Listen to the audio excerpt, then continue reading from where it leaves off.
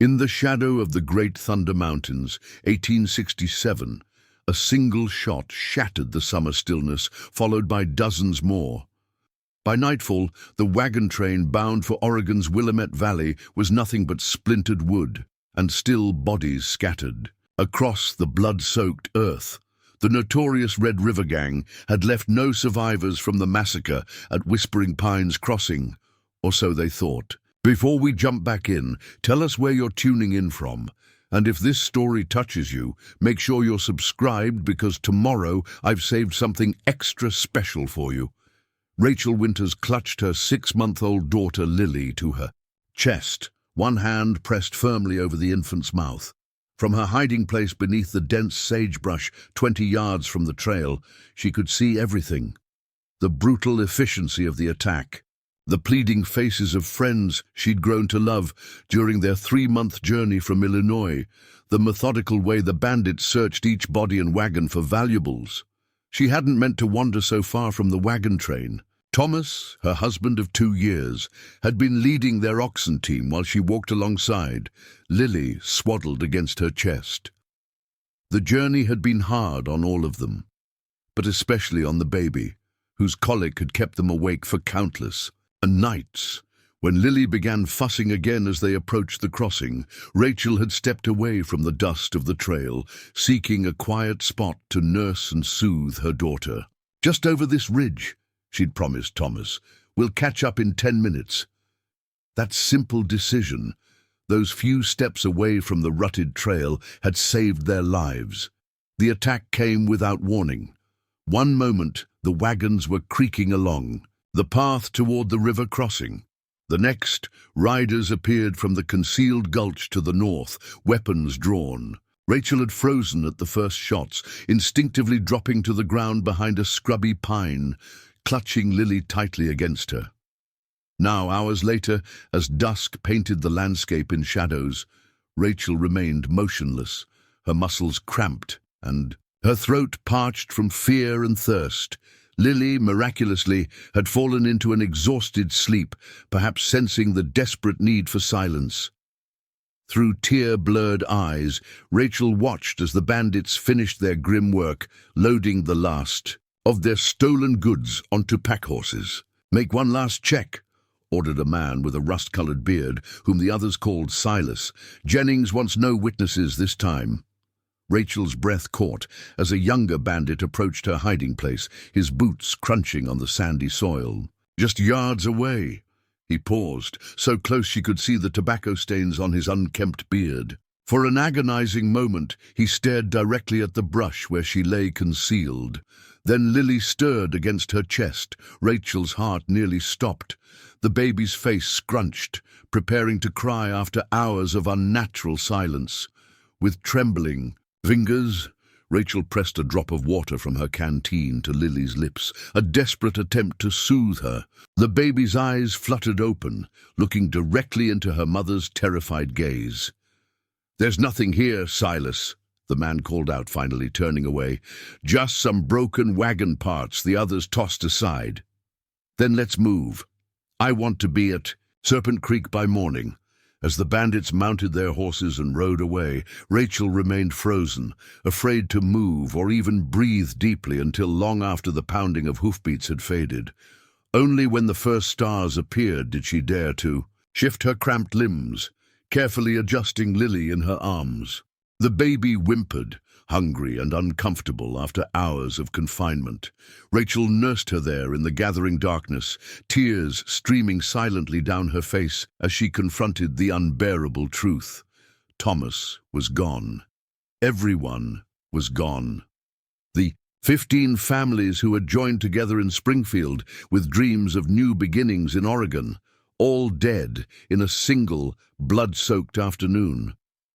When Lily had nursed her fill and drifted back to sleep, Rachel forced herself to think practically. She couldn't stay here. The animals would come soon, drawn by the scent of death. She needed water, supplies, and shelter before deciding what to do next.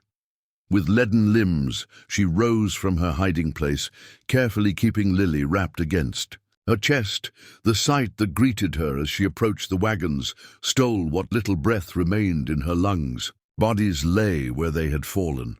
Men she had seen laughing just that morning, women who had shared recipes and mending tips around evening fires, children who had played with sticks and rag dolls in the dust behind the wagons. Near the lead wagon, she found Thomas, his kind face frozen in an expression of confused surprise, one hand still clutching the leather whip he used to guide their oxen. Rachel knelt beside him, unable to speak, unable to weep anymore. She gently closed his eyes with trembling fingers. "I'll tell her about you," she whispered, glancing down at their sleeping daughter. "Every day I'll make sure she knows who you are."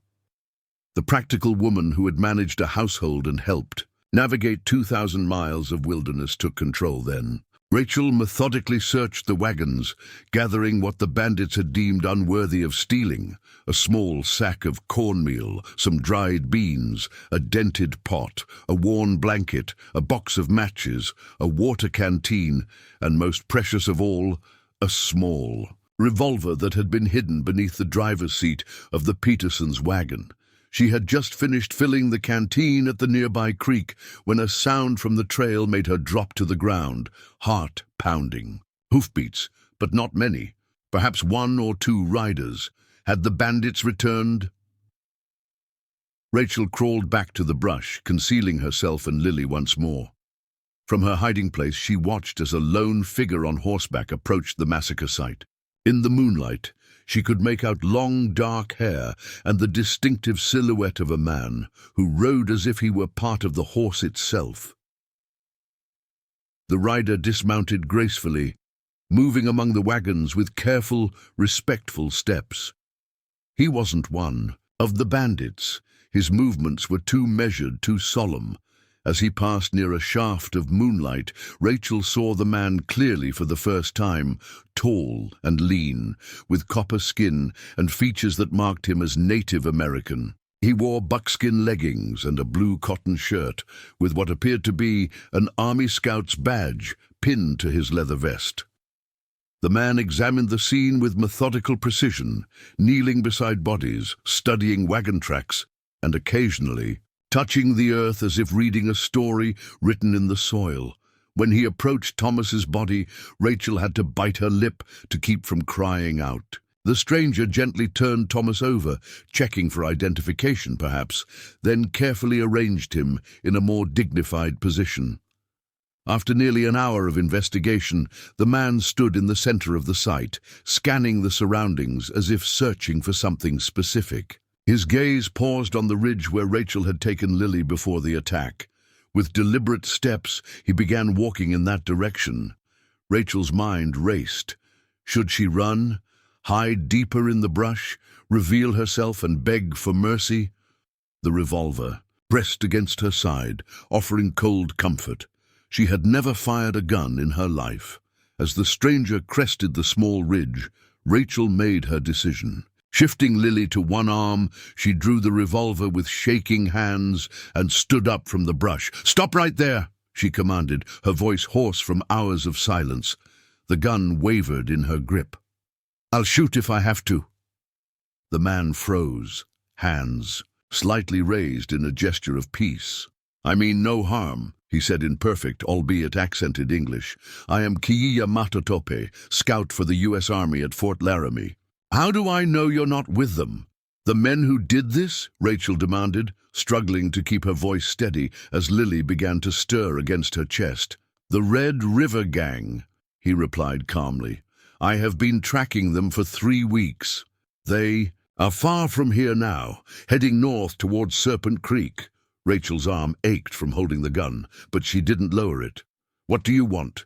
"To help if I can."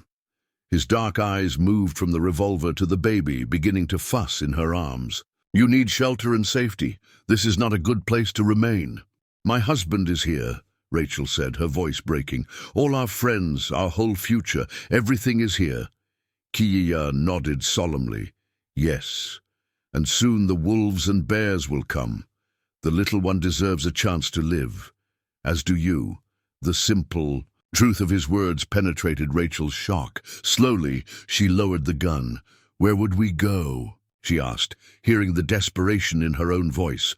"The nearest settlement is 2 weeks' journey. I can't make it alone with a baby." "Not alone," Kiya said. "My people's summer camp is 3 days' ride from here, in the valley beyond Sleeping. Wolf Ridge. My sister Nayeli is a healer. She can help with the child while you recover your strength." Rachel hesitated. Years of frontier warnings about savage Indians warring with her desperate situation and the calm, respectful demeanor of the man before her. "Why would you help us?" Something flickered across Kiya's face. Pain, perhaps, or memory. "I had a wife once, and a daughter. Smallpox took them 3 winters ago. No mother and child should be abandoned to fate if there is someone who can help." The simple humanity in his words broke through the last of Rachel's resistance. Tears she thought had been exhausted hours ago spilled down her cheeks. "I don't even know where to bury them all," she whispered, gesturing back toward the wagons.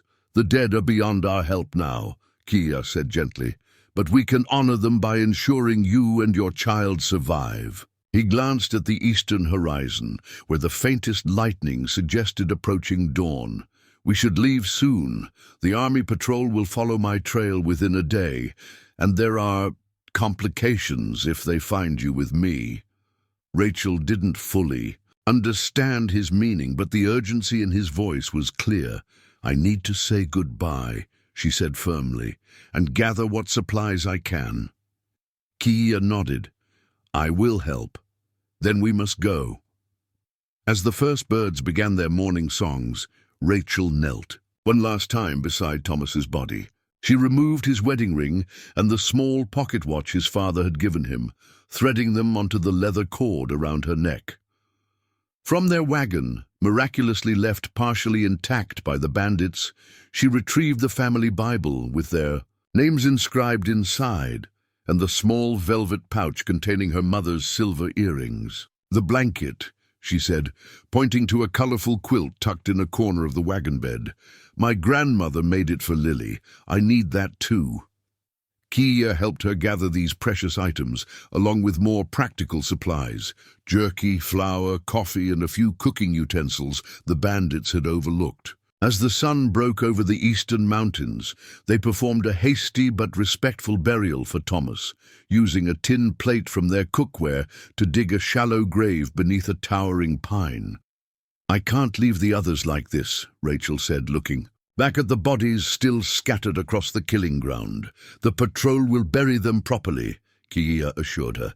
"We must think of the living now." He gestured to Lily, who was beginning to fuss with hunger again.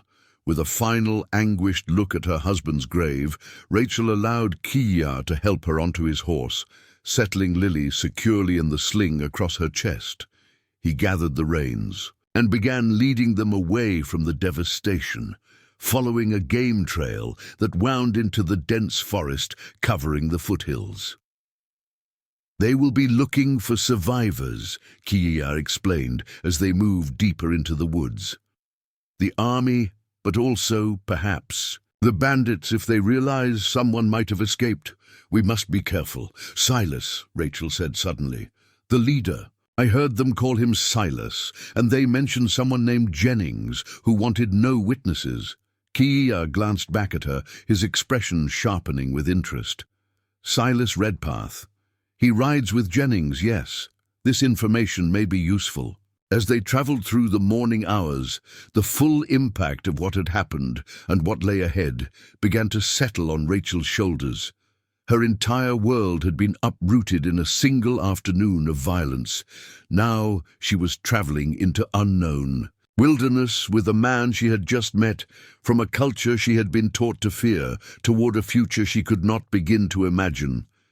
Yet when she looked down at Lily's sleeping face, so trusting and vulnerable, Rachel felt a fierce resolve hardening within her. She had not survived by chance only to succumb to fear or grief. Whatever lay ahead, however strange or difficult, she would face it with the same determination that had carried her 2,000 miles from her childhood home. The horse picked its way carefully along the rocky trail, climbing steadily into higher elevations.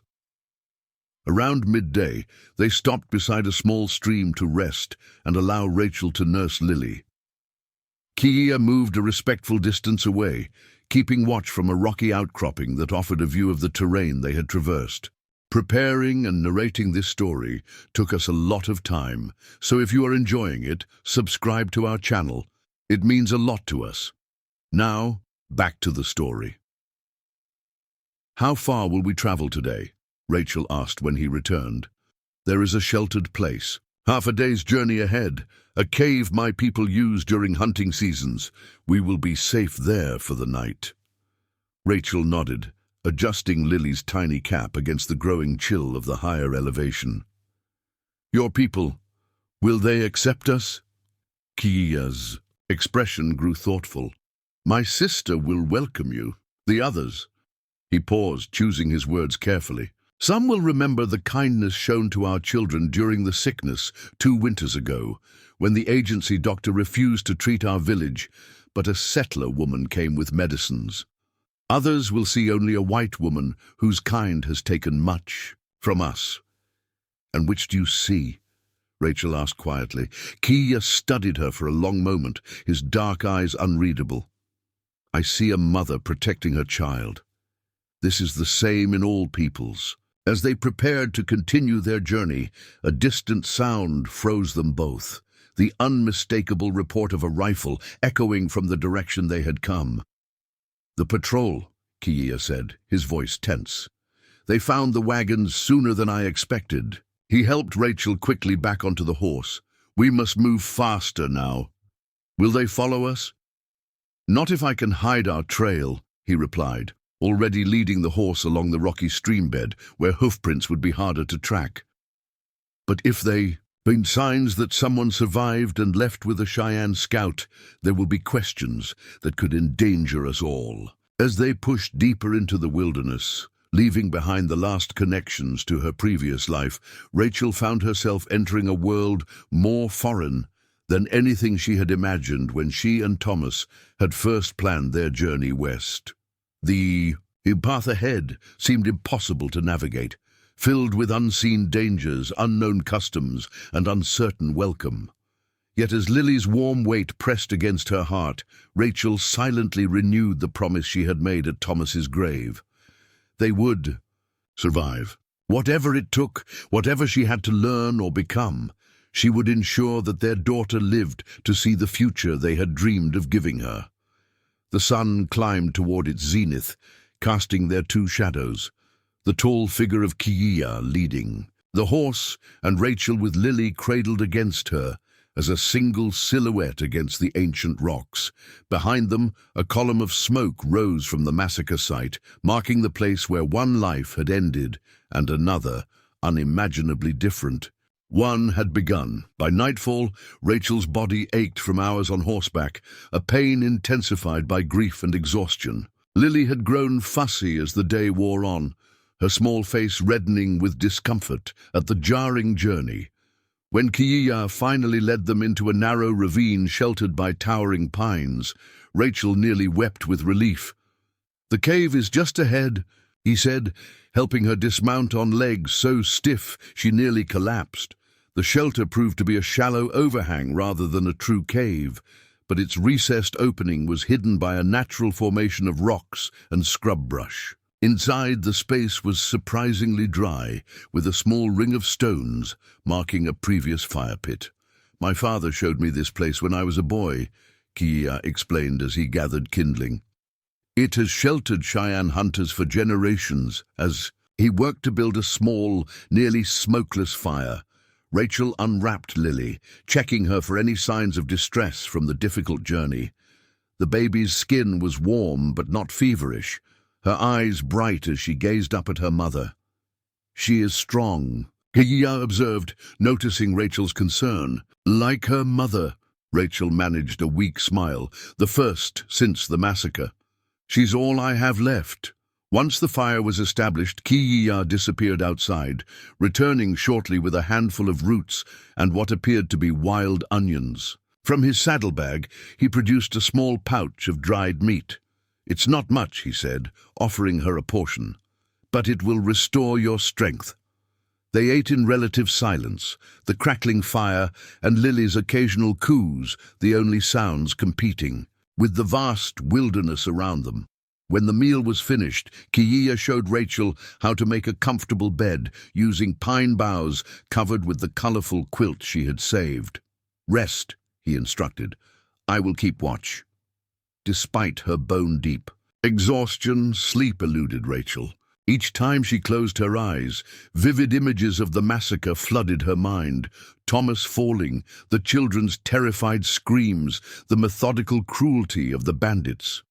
Beside her, Lily slept peacefully, one tiny hand curled against her cheek. "You should try to sleep," Kiya said softly from his position near the cave entrance. "Tomorrow's journey will be difficult." "I can't stop seeing it," Rachel admitted, her voice barely audible. "Every time I close my eyes." Kiya was silent for a long moment. "After my wife and daughter died, I walked for many days without sleep. The Cheyenne believe that dreams are sacred, pathways between worlds. But sometimes these pathways become filled with shadows. How did you find peace?" "My sister Nayeli made a medicine that helped clear the pathways." He hesitated before adding, "But in truth, peace came only when I found purpose again." "What purpose?" "Protecting others from suffering the same fate." His profile was silhouetted against the dying fire. "That is why I scout for the army. Though many of my people disapprove, I can sometimes prevent bloodshed on both sides." Rachel considered this as she absently stroked Lily's soft hair. "The men who attacked us, the Red River Gang, will they be punished? If I can help the army find them, yes." Kiya's voice hardened. "But they are clever and have friends in unexpected places. Some say even certain officials protect them in exchange for a share of their plunder." This revelation sent a chill through Rachel that had nothing to do with the night air. "Is that why you said there would be complications if the patrol found me with you?" Kiya turned to face her fully, his expression grave in the firelight. "The massacre raises difficult questions. Why was this particular wagon train attacked? Why were all witnesses eliminated? If certain powerful men are involved, a survivor could be inconvenient. You think I'm still in danger, even from the authorities?" "I think caution is wise until we know more." He added a small branch to the failing fire. "But there is another reason I suggested bringing you to my people rather than to the nearest settlement. The baby." Rachel instinctively drew Lily closer. "What about her? A white woman traveling alone with an infant would draw attention. Questions about your husband, your destination. In your weakened state with winter approaching, your chances of reaching Oregon would be slim." The brutal practicality of his assessment struck Rachel like a physical blow. She had been so focused on surviving the immediate danger that she hadn't fully confronted the impossible future that stretched before her. "My sister's teepee has space," Kiya continued. "Her husband was killed 2 summers ago in a dispute with miners. She raises her son alone and serves as our band's medicine woman. With her, you and the little one would have shelter and protection until spring at least." "Live among the Cheyenne," Rachel whispered, the prospect both terrifying and strangely compelling. "Would your people allow it?" "Some will object," he acknowledged. "But our chief, Nashota, is wise. He understands that old hatreds serve no one, and a child is sacred to the Cheyenne, regardless of her parentage." Rachel looked down at Lily's sleeping face. What future could she offer her daughter now? Their savings had been in Thomas's money belt, likely stolen by the bandits. Their wagon, their supplies, their dream of a homestead in the Willamette Valley, all gone in an afternoon of senseless violence. "How would we live?" she asked finally. "I know nothing of your ways. You would learn, as all do." A hint of amusement softened his voice. Did you know everything about wagon travel before you left your home? Despite everything, Rachel found herself smiling faintly at the memory. No, I couldn't even harness the oxen properly for the first month. Thomas had to show me over and over. So it would be with us. You would learn to gather the right plants, to prepare hides, to make a comfortable home from what the earth provides. Kiya's expression grew more serious. But I must be honest. Life with my people is not easy, especially now. The government pushes us into smaller territories. Game grows scarce. The old ways are threatened. Nowhere is easy, Rachel said softly. At least not for me, not anymore. They lapsed into silence, each lost in private thoughts as the fire burned down to embers. Eventually, exhaustion claimed Rachel, dragging her into a mercifully dreamless sleep. Dawn arrived with a fine mist. Hovering over the ravine, Rachel woke disoriented, momentarily forgetting the catastrophic events that had led her to this strange shelter. Then reality crashed back, bringing with it a fresh wave of grief so intense it stole her breath. Lily's hungry cries anchored her to the present. As she nursed her daughter, Rachel noticed Kiya had already packed their few belongings and prepared. "The horse for travel. We should reach my people's camp by nightfall if we maintain a good pace," he informed her, offering a handful of dried berries for her breakfast. "The path grows steeper, but is well hidden from those who might search for us." The day's journey proved even more arduous than the previous one. They climbed steadily higher into the mountains, following game trails so faint Rachel would have missed them entirely without Kiya's guidance. Twice they were forced to dismount and lead the horse through passages too narrow or steep for riding. By midday, they had reached a high ridge that offered a sweeping view of the territory they had traversed. Far below, Rachel could make out the meandering line of the main trail, and in the hazy distance, what might have been the remains of the wagon train, now just a dark smudge on the vast landscape. "Look there," Kiya said, pointing to a barely visible dust cloud moving along the main trail. "The army patrol returns to the fort." "Without searching for survivors?" Rachel asked, surprised. "They likely found signs that the bandits headed north. That would be their priority." His expression revealed nothing, but something in his voice suggested he was withholding information. "There's more, isn't there?" Rachel pressed. "Something you're not telling me." Kiya hesitated before responding. "Before leaving Fort Laramie, I heard rumors that the wagon train carried something valuable, more than the usual settler possessions." "What?" "Is sort of rumors that one of the wagons transported a government shipment, gold perhaps, or documents." Rachel frowned, trying to reconcile this information with what she knew of their traveling companions. The Hendersons had a larger wagon with a locked compartment. Mr. Henderson said he was a government surveyor. She paused, remembering. "The bandits spent the most time with their wagon. I heard them cursing when they couldn't open something." This information seemed to confirm Kiya's suspicions. If the Red River Gang intercepted a government shipment, the army would focus on recovery rather than searching for survivors they believe don't exist. The implications of this theory settled heavily on Rachel. Not only had she lost her husband and friends, but they might have been targeted specifically because of a secret cargo none of them had known about. They continued their journey through the afternoon, stopping only briefly to rest the horse and allow Rachel to tend to Lily. As the sun began its descent toward the western mountains, the trail led them into a sheltered valley nestled between three peaks. A small, clear lake reflected the surrounding pines, and alongside it Rachel saw the first signs of human habitation. A cluster of conical structures she recognized as teepees, with smoke rising from several central openings. Kiya halted on a small rise overlooking the encampment. "Nashota's band," he explained. "My people." Rachel counted approximately 20 teepees arranged in a rough circle around a central area. People moved about on various tasks, women carrying water or working. With hides, men attending to horses in a nearby meadow, children playing a game with sticks and a small ball. They will have posted sentries, Kiya continued. We have been observed since entering the valley. As if confirming his words, two mounted figures appeared from the tree line to their right, approaching cautiously with bows at the ready. When they recognized Kiya, their posture relaxed slightly, though their curious gazes fixed immediately on Rachel and the bundle she held protectively against her chest.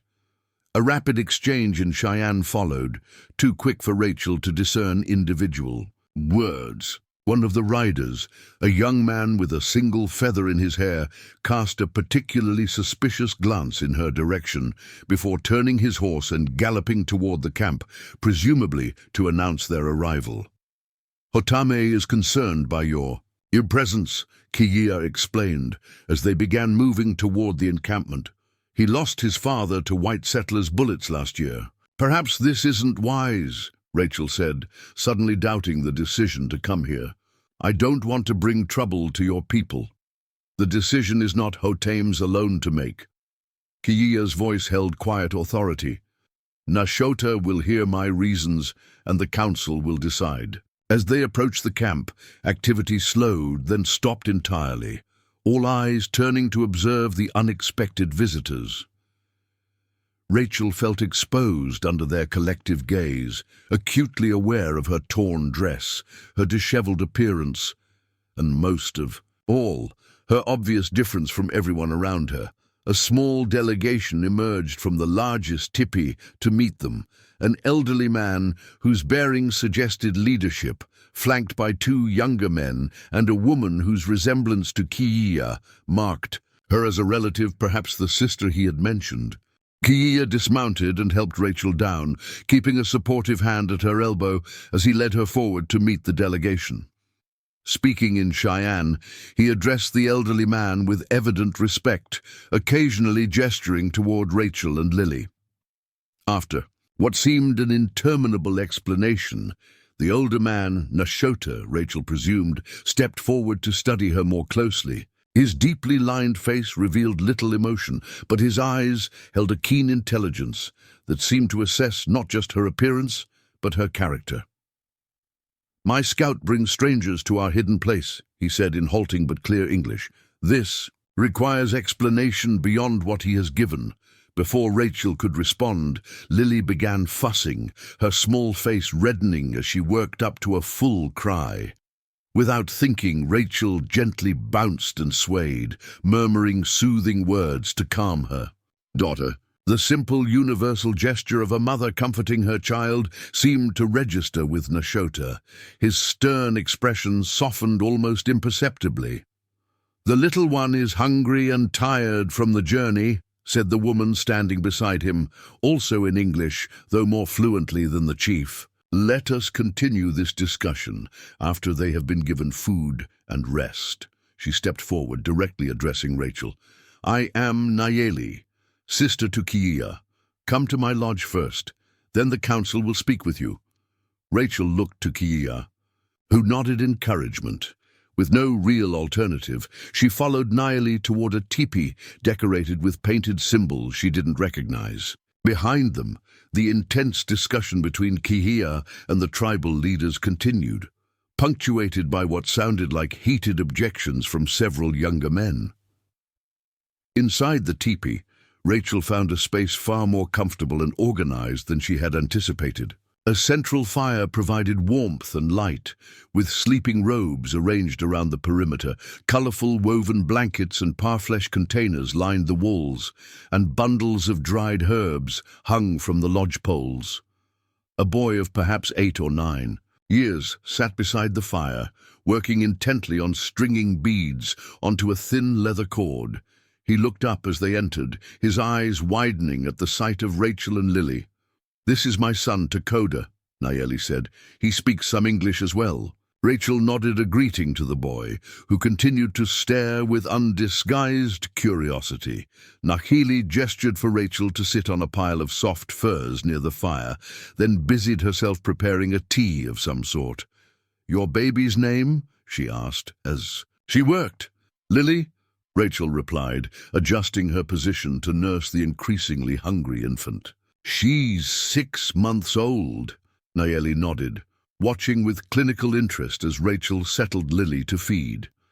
Strong child to survive such a journey, like her mother.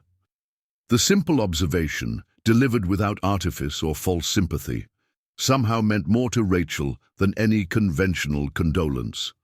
"I didn't know if we would survive," she admitted. "Your brother saved us." Nasheli handed her a small wooden cup filled with a fragrant tea. "Kia sees things others miss. It is why the soldiers value him, though many here question his choice to work with them." She settled opposite Rachel, her movements graceful and economical. "Now drink.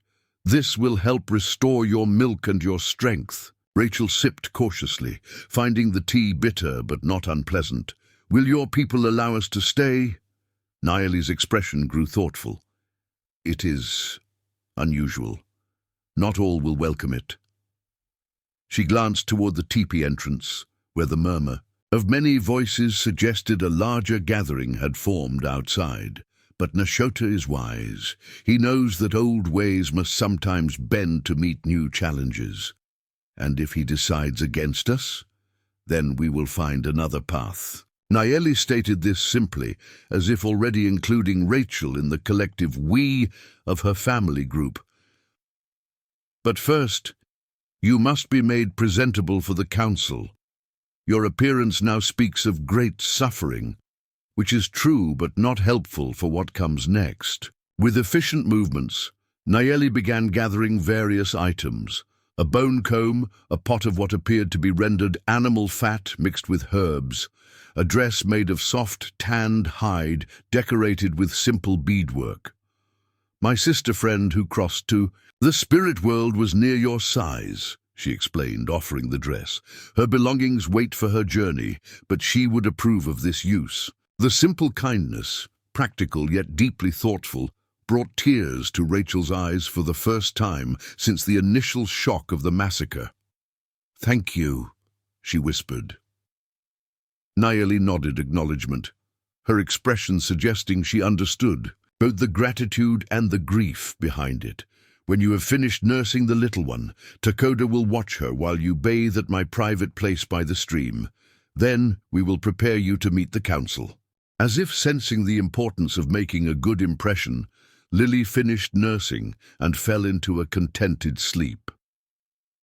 Rachel carefully laid her on a soft fur, where Takoda immediately assumed a protective position nearby, his beadwork forgotten as he studied the strange, pale infant with fascination.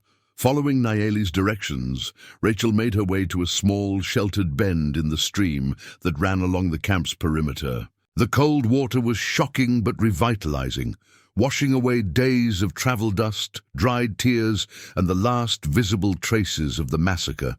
As she donned the offered dress, Rachel caught a glimpse of her reflection in a still pool, a woman she barely recognized, thinner and with eyes that had seen too much, yet somehow still standing.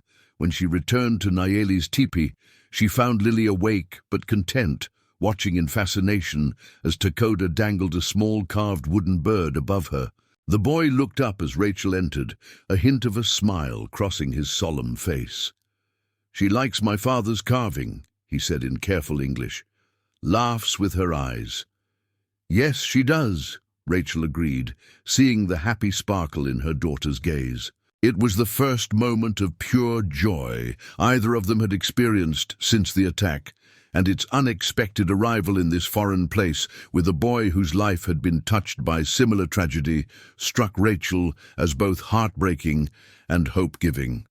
Nayeli entered carrying a small bowl of reddish paste. "The council gathers," she announced. "But first, this for your face and hands.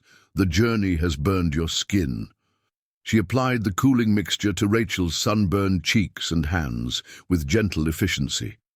Now you are ready to speak for yourself and your child." Outside, the camp had reorganized itself around a large central fire. The entire community had gathered, sitting in concentric circles with the council members, 7 men and 2 women of varying ages, positioned closest to the fire. Kiya stood nearby, his posture attentive but relaxed. As Rachel emerged from the teepee with Lily in her arms and Nayeli at her side, a hush fell over the gathering. All eyes tracked her movement toward the central fire, some curious, others wary, a few openly hostile. She focused on keeping her steps steady and her chin high, drawing on reserves of courage she hadn't known she possessed. Nashota gestured for her to sit in the place that had been left open across the fire from the council. As Rachel settled onto a prepared buffalo robe, she noticed that Nayeli took a position among the council members, while Kiya remained standing, positioned symbolically between Rachel and his people. "Kiya Matotope has asked sanctuary for this woman and her child," Nashota began, speaking now in Cheyenne, with a younger man translating into English for Rachel's benefit. "This is no small request. The council has questions that must be answered before a decision can be made." Rachel nodded her understanding, unconsciously drawing Lily closer to her chest. "First," continued Nashota, "tell us your name and your story. Speak truthfully, for we will know if lies cross your lips." Taking a deep breath, Rachel faced the council directly. "My name is Rachel Winters," she began, her voice stronger than she had expected. "This is my daughter, Lily. Yesterday, we watched everyone we loved die at the hands of murderers. Now we stand before you with nothing but our lives and the hope for your compassion." A subtle shift rippled through the assembly, a collective leaning forward to hear what would come next. As the last light of day faded from the sky and the stars began to appear above the mountain valley, Rachel prepared to tell her story to the people who would either become her sanctuary or her final disappointment in a world that had already taken everything else from her. Autumn leaves carpeted the pathways between teepees as Rachel completed her morning water gathering, a wooden yoke across her shoulders supporting 2 leather buckets. 6 weeks had passed since the council's decision to grant her and Lily temporary sanctuary with the Cheyenne. 6 weeks of learning, adapting, and grieving in equal measure. Nashota's ruling had not been made lightly. After hearing both Rachel's account of the massacre and Kiya's assessment of the ongoing danger, the council had deliberated through the night. Many voices had been raised in opposition, particularly from Hotam and his supporters, who viewed any white presence as a threat to their already precarious existence. Others had expressed practical concerns about limited winter provisions and the risk of drawing unwanted attention from authorities. In the end, what had swayed the council was not compassion alone, but strategy. Kiya had argued persuasively that Rachel's testimony about the Red River Gang could eventually help bring justice not only for the wagon train victims, but also for Cheyenne losses at the hands of the same outlaws. Nashota, with the wisdom of his 68 winters, had recognized an opportunity where others saw only risk. "Until the spring grass grows tall," was his pronunciation. "The woman and child may shelter with Nayeli's family. In return, she will share what skills she possesses and learn our ways with respect. When the winter breaks, we will decide what comes next." Now, as Rachel approached Nayeli's teepee with the morning water, she reflected on how completely her life had transformed. The dress she wore, crafted of supple deer hide and decorated with simple quill work, bore no resemblance to the calico traveling outfit she'd worn from Illinois. Her hands, once soft from indoor work, had toughened from daily tasks of gathering, scraping hides and weaving. Even her speech had begun to adopt the cadence and occasional phrases of her hosts. "Ha-ah-hey," greeted Dakota, emerging from the teepee with Lily balanced expertly on his hip. At 8 months old, the baby had become the boy's devoted shadow, her eyes lighting up whenever he appeared. "You've already got her up?" Rachel smiled, setting down the water buckets. She was singing to the sunrise, Dakota explained solemnly, using the term the Cheyenne applied to a baby's morning babbling. I told her about the wise elk who visits dreams. Rachel took Lily, who immediately reached for her mother's necklace, Thomas's wedding ring and pocket watch still hanging from the leather cord alongside a small pouch of sacred herbs Nayeli had given her to ward off winter illness. "Thank you for watching her," Rachel said. "Your mother left already?" Dakota nodded. "A baby comes to White Otter's daughter. She will be gone until tomorrow's sun." He hesitated before adding, "Grandmother Mapia asks for you when you finish. Morning tasks. She waits at her place." Rachel felt a flutter of nervousness. Mapi, Nashota's aged mother and the tribe's most respected elder woman, rarely sought anyone out. When she did, her words carried the weight of prophecy or judgment. "Did she say why?" Dakota shook his head. "Only that you should bring the one who sings to sunrise."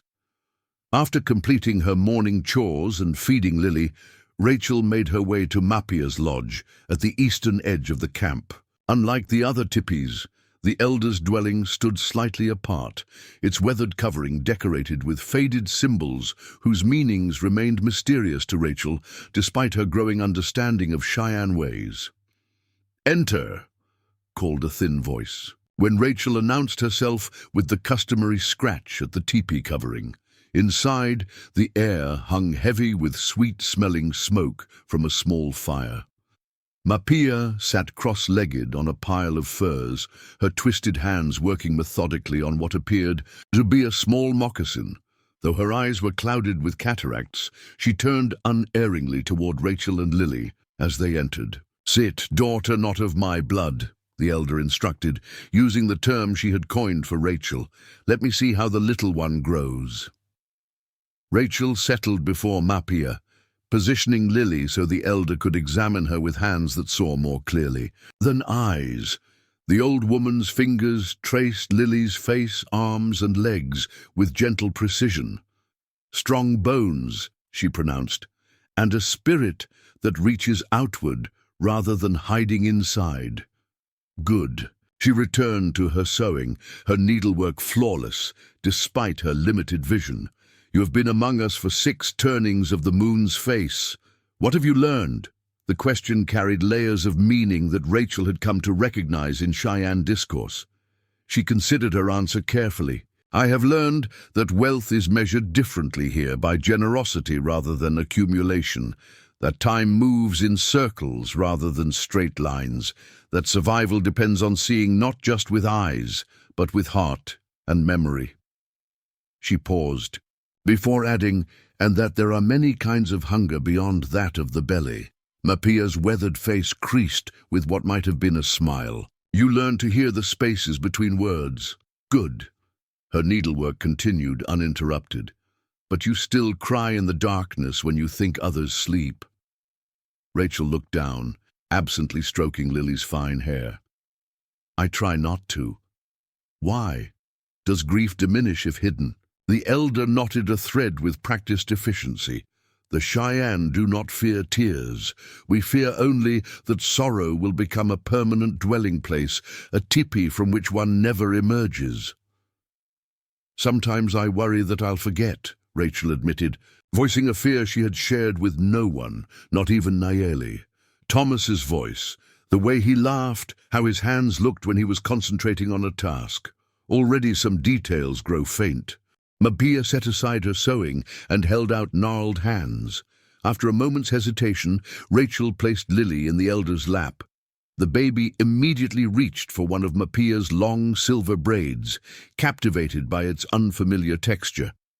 "When I was younger than you are now," Mapia began, allowing Lily to explore her braid, "raiders from another tribe took my first husband and our son. For one full cycle of seasons, I lived in the darkness of grief. I spoke to no one. I took no nourishment, except what was forced upon me.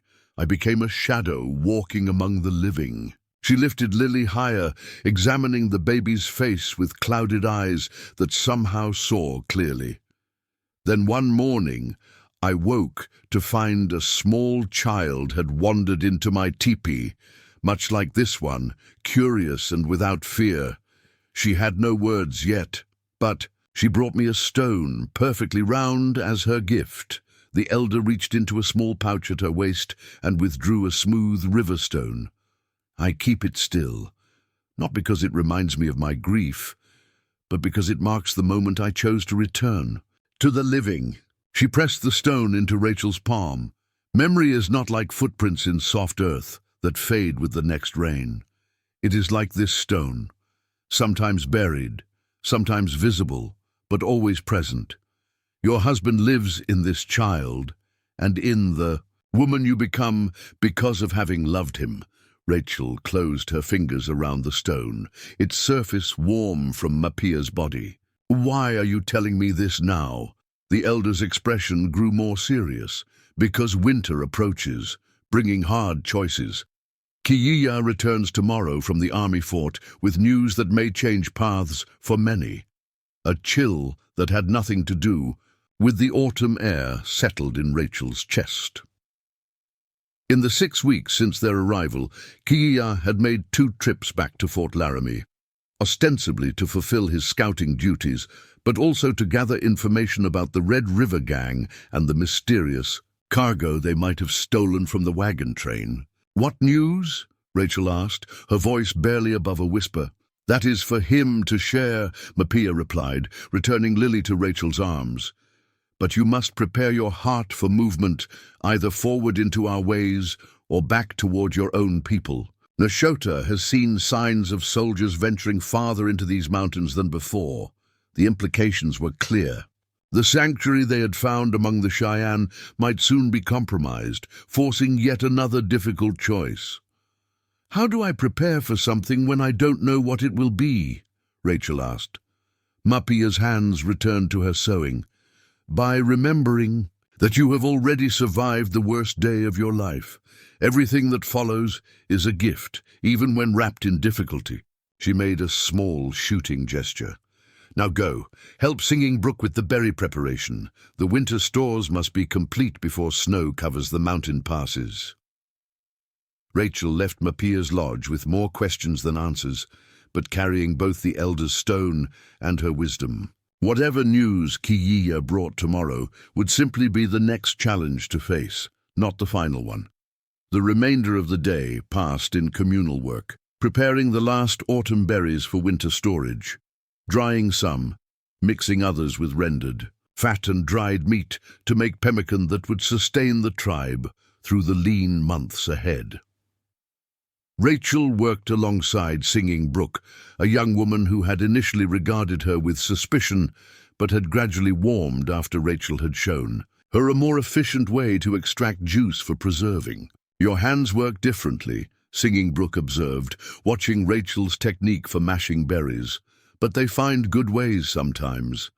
Coming from the reserved young woman, this qualified as high praise. Rachel smiled in acknowledgement, aware of how hard-won such small acceptances had been. Many in the tribe still maintained distance, some out of cultural caution, others from deeper distrust. But a few, particularly women with young children, had begun to include her in their circles, recognizing the universal language of motherhood. As they worked, Rachel found herself more attuned to the camp's rhythms and sounds than she would have been weeks earlier. She noticed when the hunting party returned earlier than expected, their movements suggesting urgency rather than triumph. She caught the subtle shift in conversations around her, a tension that spread like ripples in still water. When Takoda appeared at the drying racks, his expression uncharacteristically solemn, Rachel knew something had happened. "My uncle returns," he announced without preamble. "With others. The lookouts have spotted them on the western approach." "Others?" Rachel asked, handing Lily to Singing Brook so she could wipe berry juice from her hands. "Soldiers?" Takoda shook his head. "Not soldiers. Anishinaabe traders, the lookout says, and..." He hesitated. "A white man." The news spread quickly through the camp. The Anishinaabe were occasional trading partners from the north, generally respected for their fair dealings. But a white man accompanying Kiia was unexpected and potentially troubling. By the time Rachel returned to Nayeli's teepee to clean up and change into a less stained dress, speculation had reached fever pitch. Some feared the white man was a government agent coming to force their relocation. Others suggested he might be a trader seeking to establish new routes for the coming spring. "It makes no sense for my brother to bring danger directly to our camp," Nayeli said pragmatically, helping Rachel comb her hair. In the weeks of living together, the women had developed a relationship that transcended their cultural differences. Not quite friendship yet, but a deepening mutual respect. Trust that Kiia has good reasons.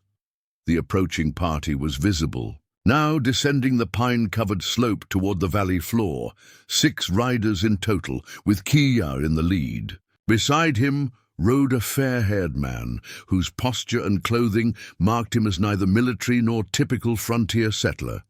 The entire community gathered at the camp's edge to meet the visitors. Nashota and the council members positioned themselves at the forefront, with families arranged behind according to rank and relationship. Rachel stood with Nayeli and Takoda, Lily quiet in her arms, watching the procession with a mix of curiosity and apprehension. As the riders drew closer, Rachel could make out more details. The white man appeared to be in his early 30s, with a scholarly bearing, despite the rugged traveling clothes he wore. The Anishinaabe traders, 4 men with distinctive painted symbols on their leather vests, carried well-packed travois behind their horses, suggesting they had indeed come for trade. Kiia dismounted first, greeting Nashota with formal respect before turning to introduce his companions. The Anishinaabe headman, Winter Lake, stepped forward to present small gifts and exchange ceremonial greetings. The protocols of intertribal diplomacy were observed with careful precision, but an undercurrent of tension remained, centered on the unintroduced white stranger who remained slightly apart, his eyes scanning the assembled community until they found Rachel. When their gazes met, his expression registered visible shock. He took an involuntary step forward before catching himself, returning to a respectfully neutral stance as the formal welcomes continued. Kiia, noting this exchange, finally turned to introduce the man. "This is Dr. James Elliott," he announced in English, loud enough for Rachel to hear clearly. "From the University of Chicago. He seeks information about recent attacks on settlers, including the Whispering Pines Crossing massacre." Rachel felt her heart rate accelerate. A doctor, but not a medical one, judging by his demeanor. A scholar, perhaps, or investigator. And he had reacted to seeing her, which suggested he knew or suspected who she was. The formal greetings completed, the visitors were escorted to the council lodge, where they would share news and establish the purpose of their visit before the evening meal. Rachel found herself simultaneously desperate to learn what information the doctor might have, and reluctant to face whatever complications his presence might bring. "Go," Nayeli urged her, taking Lily. "Nashota will want you there. When they discuss the massacre, I will prepare our lodge for guests, as my brother will surely bring them to us." Hesitantly, Rachel made her way to the council lodge, a larger tipi used for community discussions. Inside, the principal men and women of the tribe had already assembled in their customary positions. Kiia motioned for Rachel to join them, indicating a place beside him in the circle. Dr. Elliott, seated across from them, made a visible effort not to stare at her, though his eyes continually returned to her face with scholarly assessment. The Anishinaabe traders, more comfortable with the protocols, sat patiently as a ceremonial pipe was prepared and passed among the leadership. Once these formalities were complete, Nashota addressed the gathering in Cheyenne, with a young man named Two Rivers translating his words into English for the doctor's benefit. "We welcome our Anishinaabe brothers who bring goods for fair exchange," the chief began. "Their arrival honors old friendships between our peoples." He turned his attention to Elliot. "The pale scholar comes with our scout's approval, but must explain his purpose clearly before we decide if his questions may be asked here." Dr. Elliot nodded, waiting for the translation to finish before responding. "I thank you for receiving me in your home," he began, his manner respectful though somewhat stiff. "I've been commissioned by the governor of Montana Territory to investigate a series of attacks on settlers, freight wagons, and stagecoaches throughout the region." He opened a leather satchel and withdrew several papers. "Over the past 18 months, there have been 14 major attacks attributed to Indian hostilities, resulting in military reprisals against tribes who may have had no involvement. My work seeks to determine the true perpetrators and prevent further bloodshed on both sides." This explanation, when translated, created a stir among the council members. Hotam, still the most vocal skeptic of outside involvement, spoke sharply in Cheyenne. "He asks why a white scholar would care about justice for native peoples," Two Rivers translated carefully. "Many promises have been made before, all broken like dry twigs." Elliot's expression remained steady. "A fair question. Some men in territorial government recognize that false blame leads to unnecessary conflict, which disrupts settlement, trade, and stability. Others have more principled concerns about justice."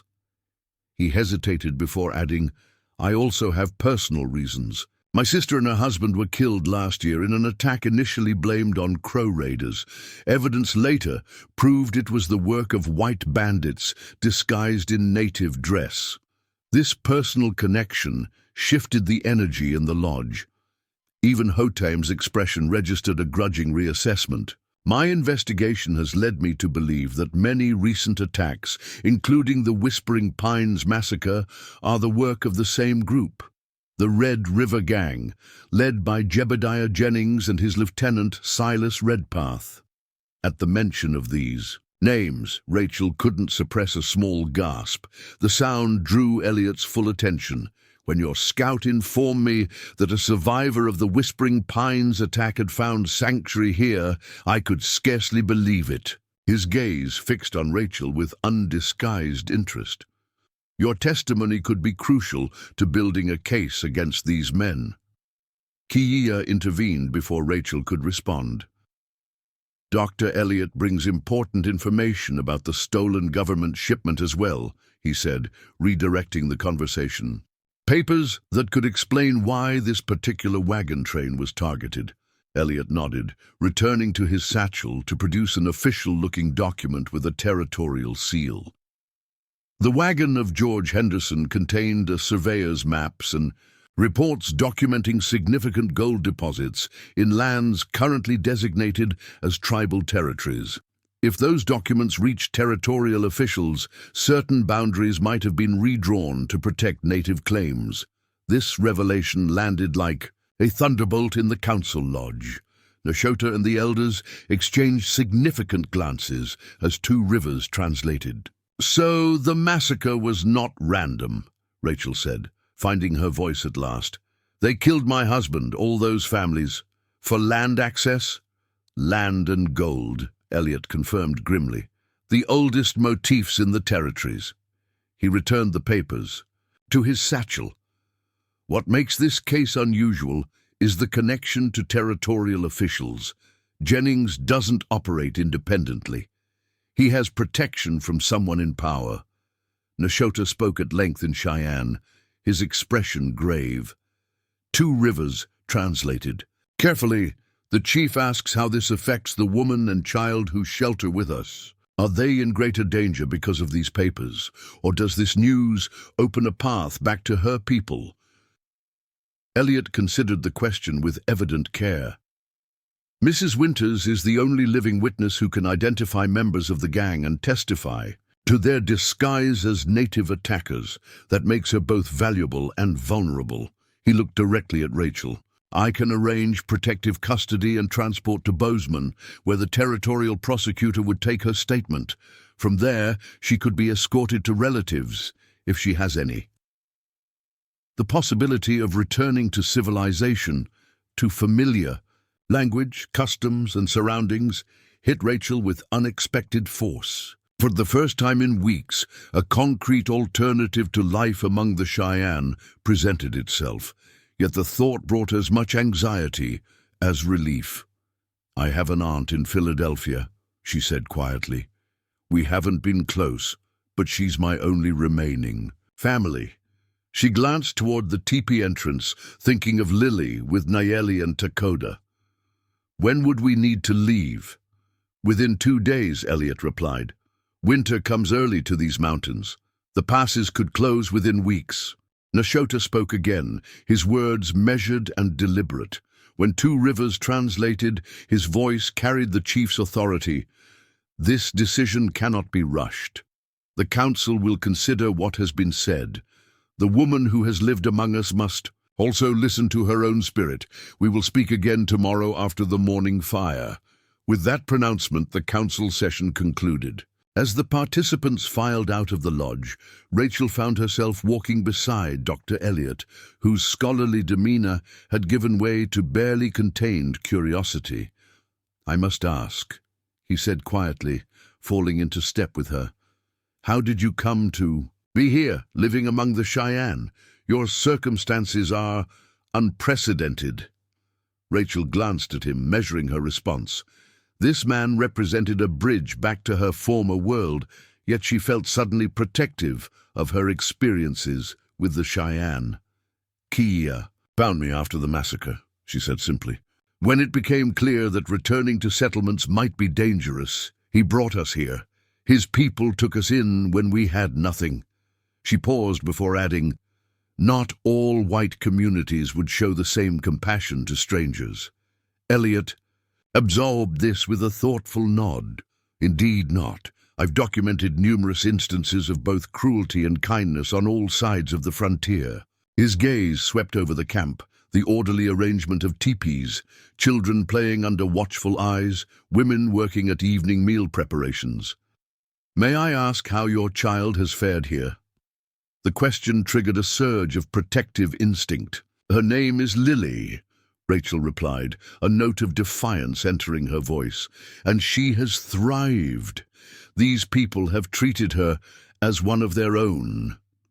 Their conversation was interrupted by Takoda, who approached with Lily happily balanced on his shoulders, her small hands tangled in his hair. The boy stopped short when he saw Dr. Elliot, his expression instantly guards-d.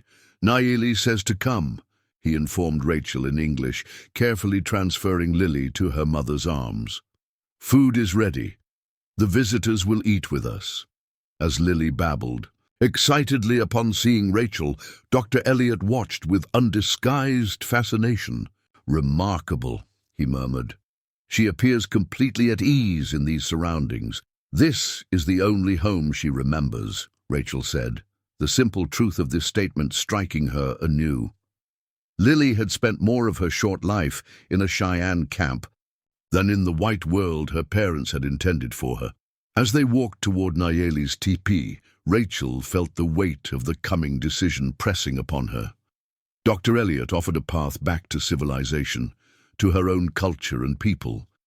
Yet the thought of leaving, of extracting Lily from the only stable environment she had known since the massacre, of abandoning the fragile connections formed with Nayeli, Takoda, and even old Mapia, created a deep ache that took her by surprise.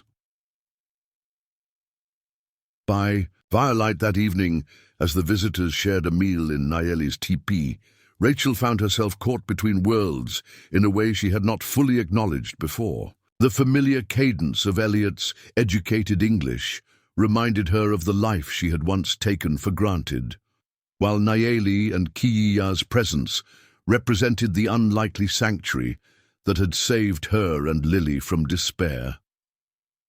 Tomorrow would bring the necessary choice between these worlds. Tonight, cradling Lily as she drifted to sleep amid the gentle murmur of conversation in 2 languages, Rachel could only wonder which path would lead to healing for them both, and whether any choice could truly bridge the divide between the woman she had been and the one she was becoming.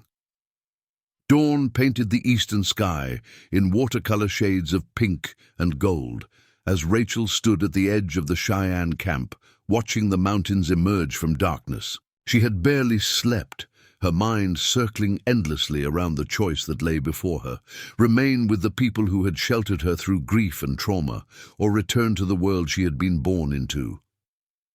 Lily slept peacefully back in Nayeli's teepee, watched over by Takoda, who had appointed himself the baby's guardian since their arrival.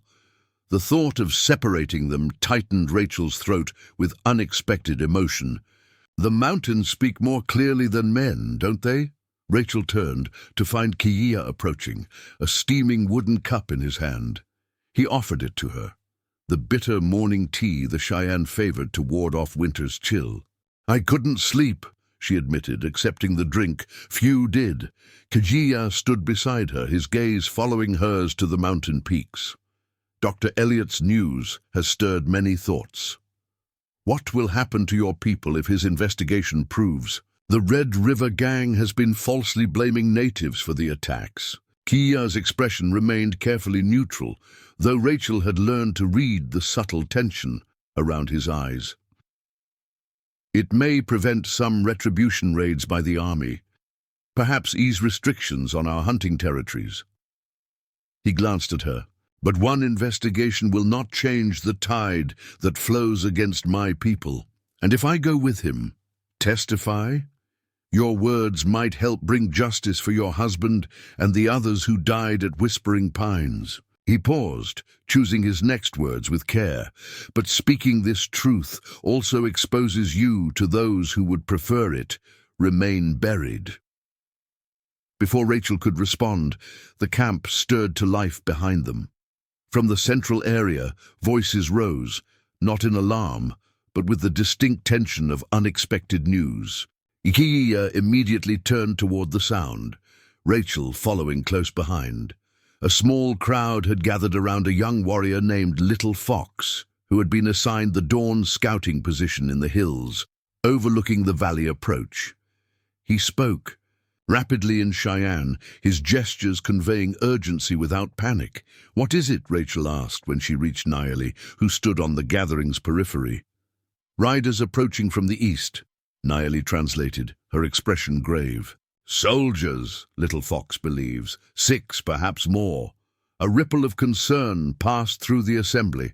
The camp's location, while not secret, was far from established trails and military patrol routes. Soldiers appearing this deep in the mountains, particularly as winter approached, suggested deliberate intent rather than chance encounter.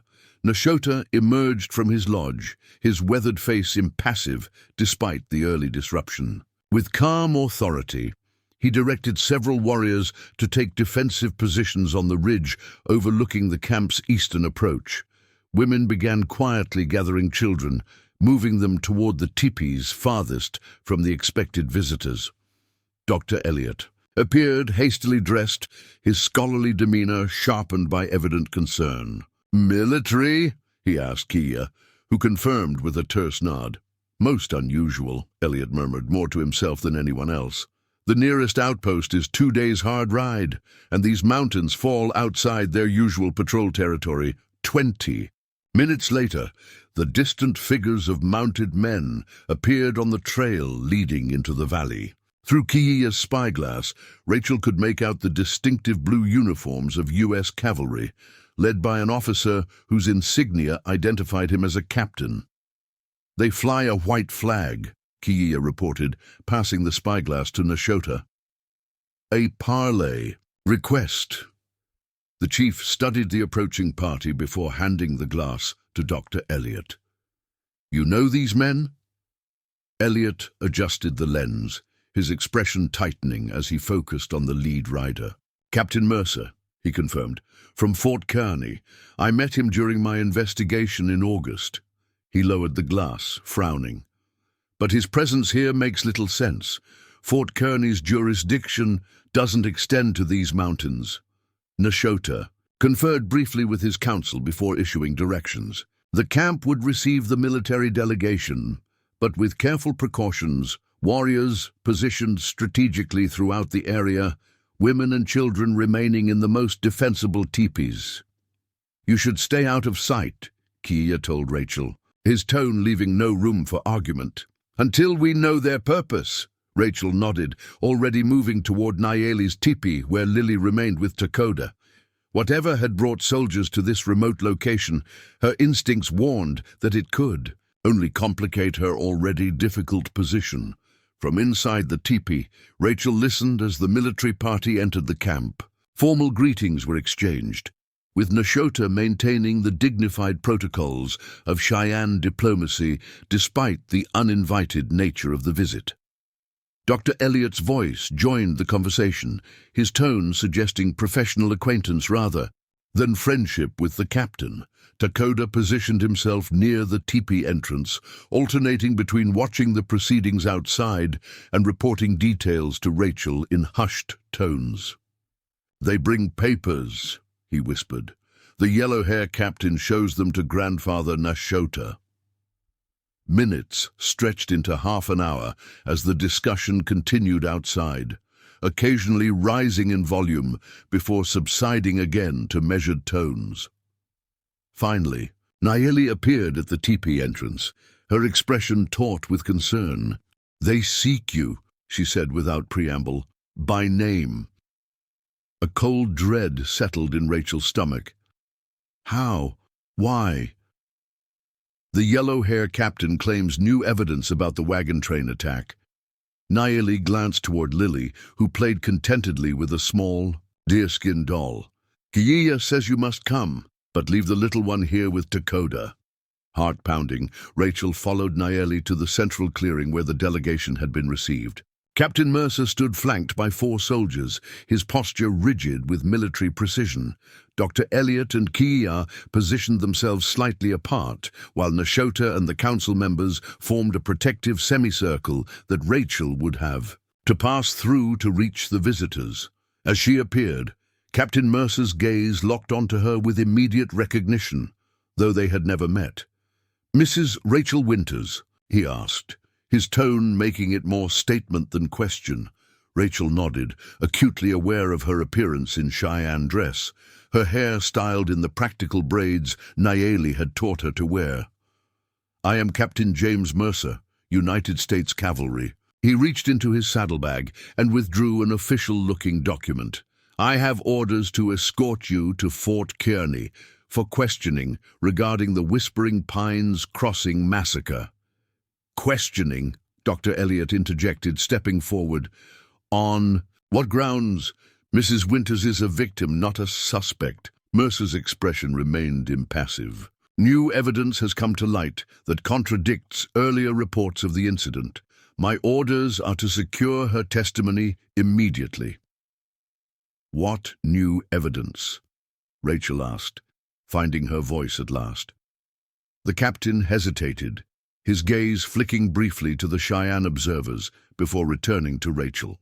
"That information is restricted to the investigation, but I am authorized to inform you that a witness has come forward with a different account of the attack." A witness? Rachel's mind raced. Everyone in the wagon train had been killed. She had seen the bodies herself. Unless someone survived besides me, she asked, unable to keep the hope from her voice. If another adult had escaped, perhaps hidden as she had. "Not exactly," Mercer replied, his tone cooling further. "A Mr. Harrison Wells, banker from Helena, was traveling a day behind your wagon train. He came upon the aftermath and observed individuals matching Cheyenne descriptions fleeing the scene." The absurdity of this claim might have made Rachel laugh in different circumstances. Instead, cold anger flooded her veins. "That's impossible. The men who attacked us were white. I saw them clearly, heard them speak English with no accent." "Mrs. Winters," Mercer said, his tone suggesting forced patience, "you've been living among the Cheyenne for months. Your perception may have been influenced." "My wife and child were murdered by the Red River Gang last year," Dr. Elliot interrupted, his scholarly reserve giving way to barely contained fury. Authorities initially blamed Crow raiders until evidence proved white bandits were responsible. This fits the same pattern, false attribution to serve someone's agenda. Mercer's jaw tightened. I'm following orders, Doctor. Mrs. Winters is to return with us to Fort Kearney today. And if she refuses? Kia asked quietly, speaking for the first time since Rachel had joined them. The captain's hand moved slightly toward his holstered sidearm, a gesture subtle but unmistakable. Then I am authorized to use whatever means necessary to fulfill my orders. This camp is outside reservation boundaries. Your people have no legal standing here. The threat hung in the air, its implications clear to everyone present. A tense silence fell over the gathering, broken only by the soft jingle of tack as the cavalry horses shifted restlessly. Nashota stepped forward, his aged but powerful frame radiating dignity. He spoke in Cheyenne, deliberately forcing the captain to rely on translation. Our chief asks by whose authority you threaten his people in their ancestral hunting grounds. Kia interpreted, his voice steady despite the dangerous undercurrents. What papers give you the right to take a woman who has sought sanctuary under Cheyenne protection? Mercer produced another document, this one bearing several official seals. Orders signed by the territorial governor himself. The woman is material to an investigation of native attacks on settlers. Her testimony is required. Dr. Elliot examined the papers, his expression darkening as he read. This is irregular, he said, looking up at Mercer. The territorial prosecutor assigned me to investigate these incidents. I've received no notification of a parallel military inquiry. The investigation has been reassigned to military jurisdiction, Mercer replied curtly. Your services are no longer required, Doctor. A heavy silence fell as the implications became clear. Someone powerful enough to redirect an official investigation wanted Rachel's alternative account suppressed and was willing to use military authority to achieve it. This is Harrison Wells, Rachel said, stepping closer despite Kiya's warning glance. Is he connected to the Wells Mining Consortium by any chance? The question visibly startled the captain. I'm not at liberty to discuss Mr. Wells's business affairs, but his reaction confirmed Rachel's suspicion. The missing surveyor's maps documenting gold deposits in tribal territories. They would be immensely valuable to a mining operation seeking expansion. Captain, she said, choosing her words carefully, I believe Mr. Wells and his associates may be connected to the actual perpetrators of the massacre. The surveyor's wagon contained documents that would have prevented mining expansion into certain areas. Mercer's expression hardened further. These conspiracy theories won't help your situation, Mrs. Winters. My orders stand. He turned to his men. Prepare to depart within the hour. Mrs. Winters will be accompanying us. The soldiers moved to comply, their hands resting meaningfully on their weapons. The message was unmistakable. Resistance would be met with force. Nashota spoke again, his words carrying the weight of generational authority. When Kia translated, his voice carried the chief's steel. The Cheyenne do not surrender those under their protection. Blood has been shed too often because your people's papers speak lies. We will not allow this woman to be taken against her will. Warriors materialized from positions around the camp, their numbers far exceeding the small military delegation. Though many carried only traditional weapons, some held rifles, outdated but lethal nonetheless. Captain Mercer surveyed the rapidly deteriorating situation, his military training visibly warring with his orders. This resistance will be reported, he warned.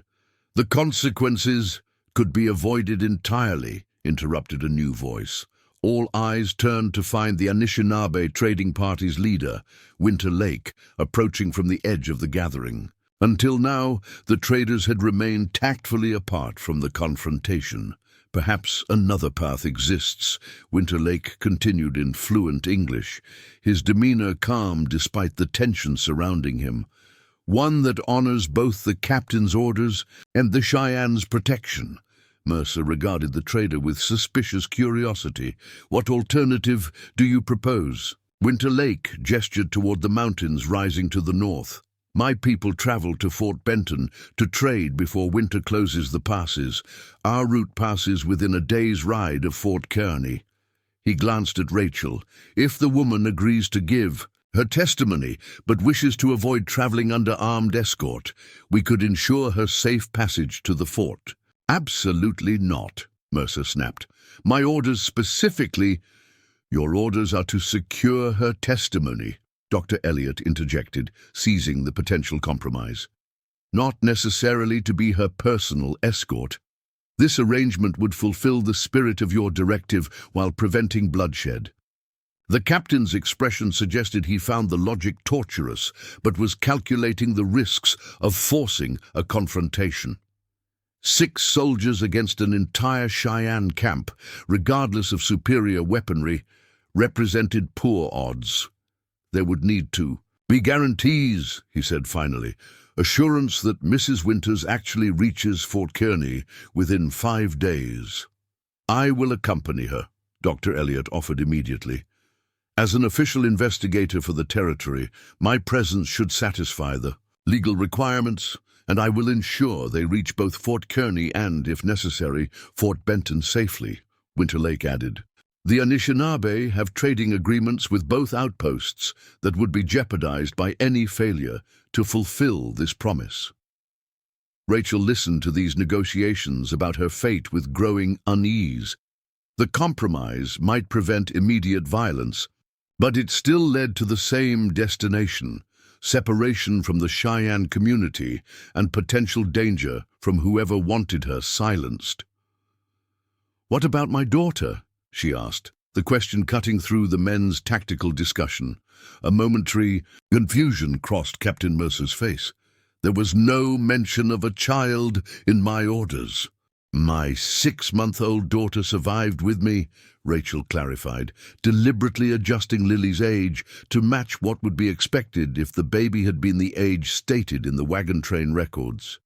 "She's too young for such difficult winter travel." This complication visibly frustrated the captain. "The orders pertain only to you, Mrs. Winters. However, abandoning a child would be—" He struggled for the appropriate term: problematic. Kiea spoke quietly to Nashota and the council members in Cheyenne. A brief but intense discussion followed before he turned back to the gathering. "If Rachel must go to give testimony, the child can remain here under Nayeli's care," he translated Nashota's decision. "When the pass is clear in spring, arrangements can be made for reunion." The suggestion struck Rachel like a physical blow. Leave Lily behind. The mere thought was unthinkable.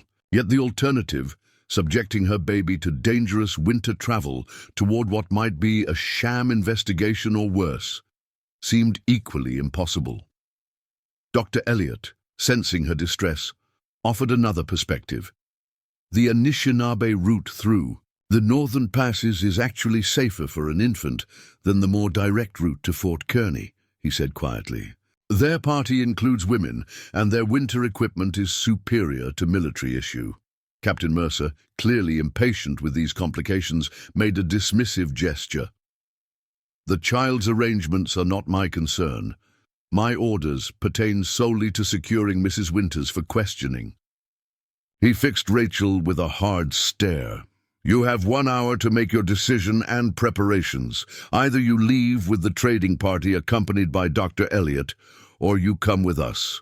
Those are the only options I'm authorized to offer."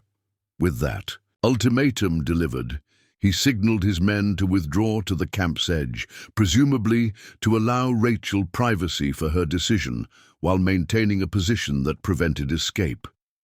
As the soldiers moved away, Rachel found herself at the center of a circle of concerned faces: Kiea and Nayeli, Dr. Elliot, Nashota and Winter Lake. Each represented different priorities, different worlds, and she stood at the crossroads between them all.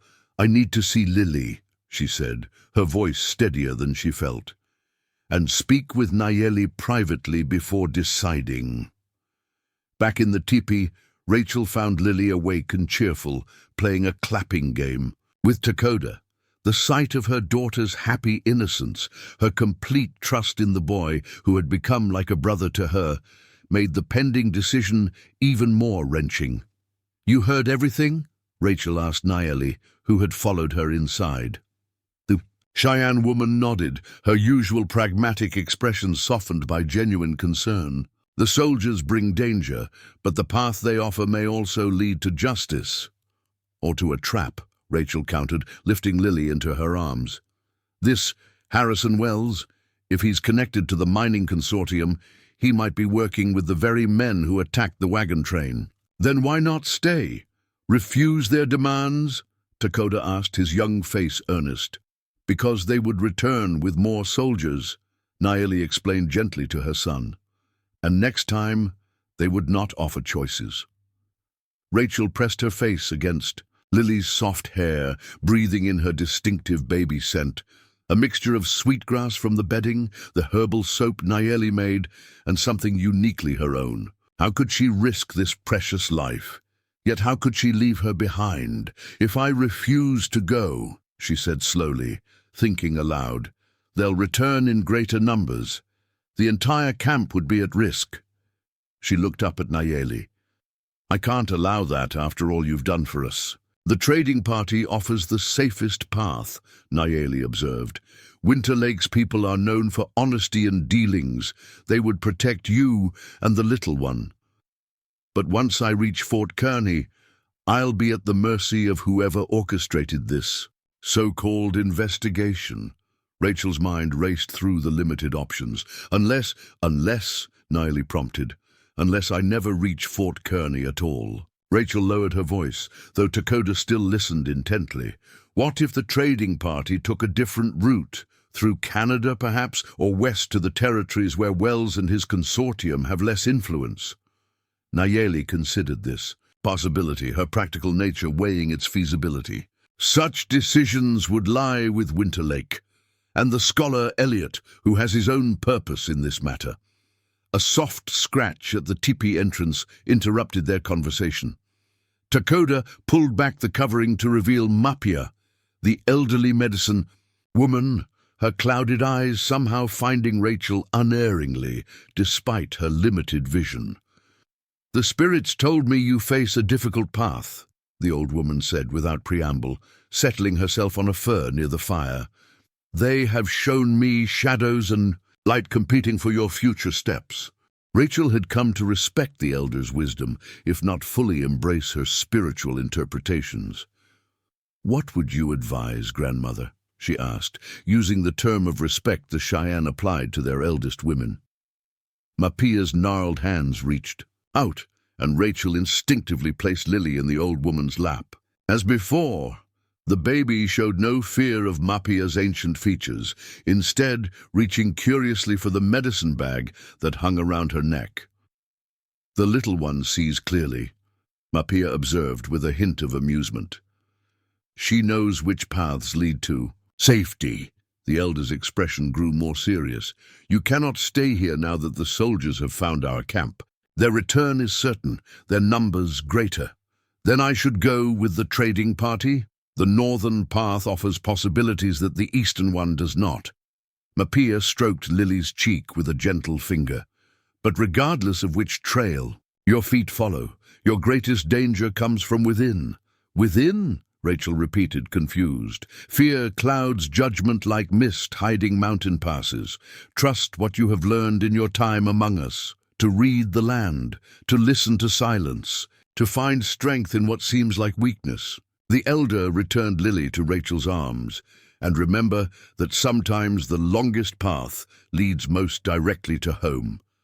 With these cryptic words, Mapia rose and departed as quietly as she had come, leaving Rachel to ponder their meaning. Outside, the hour Captain Mercer had granted was nearly expired. "I need to speak with Dr. Elliot and Winter Lake," Rachel decided, rising with Lily settled securely on her hip.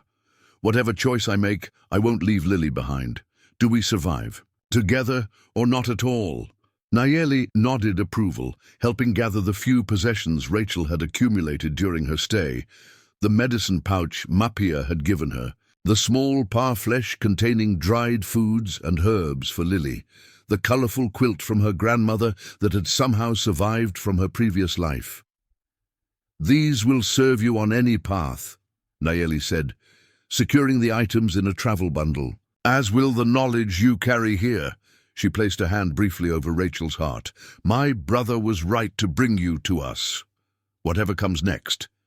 The simple statement from a woman typically sparing with both words and emotions threatened to unravel Rachel's composure. She had found more than mere shelter among the Cheyenne. She had found a kind of family when she most needed one. Outside, the camp hummed with tense activity as warriors maintained their defensive positions and women prepared for potential evacuation if the situation deteriorated. Captain Mercer and his men remained at the perimeter, watching with military alertness. Dr. Elliot and Winter Lake conferred near the council lodge, their conversation appearing intense but not adversarial. As Rachel approached with Lily and Nayeli, both men turned toward her expectantly. "I've made my decision," she announced, straightening her shoulders despite the weight of uncertainty pressing down on her. "I'll go with the trading party to give my testimony, but on one condition." Winter Lake's expression remained impassive, while Dr. Elliot's revealed cautious interest.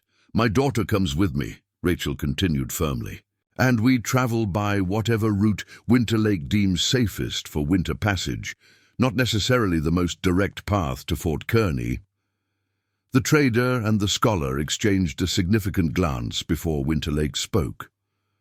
"The northern passes offer more shelter this time of year," he said carefully.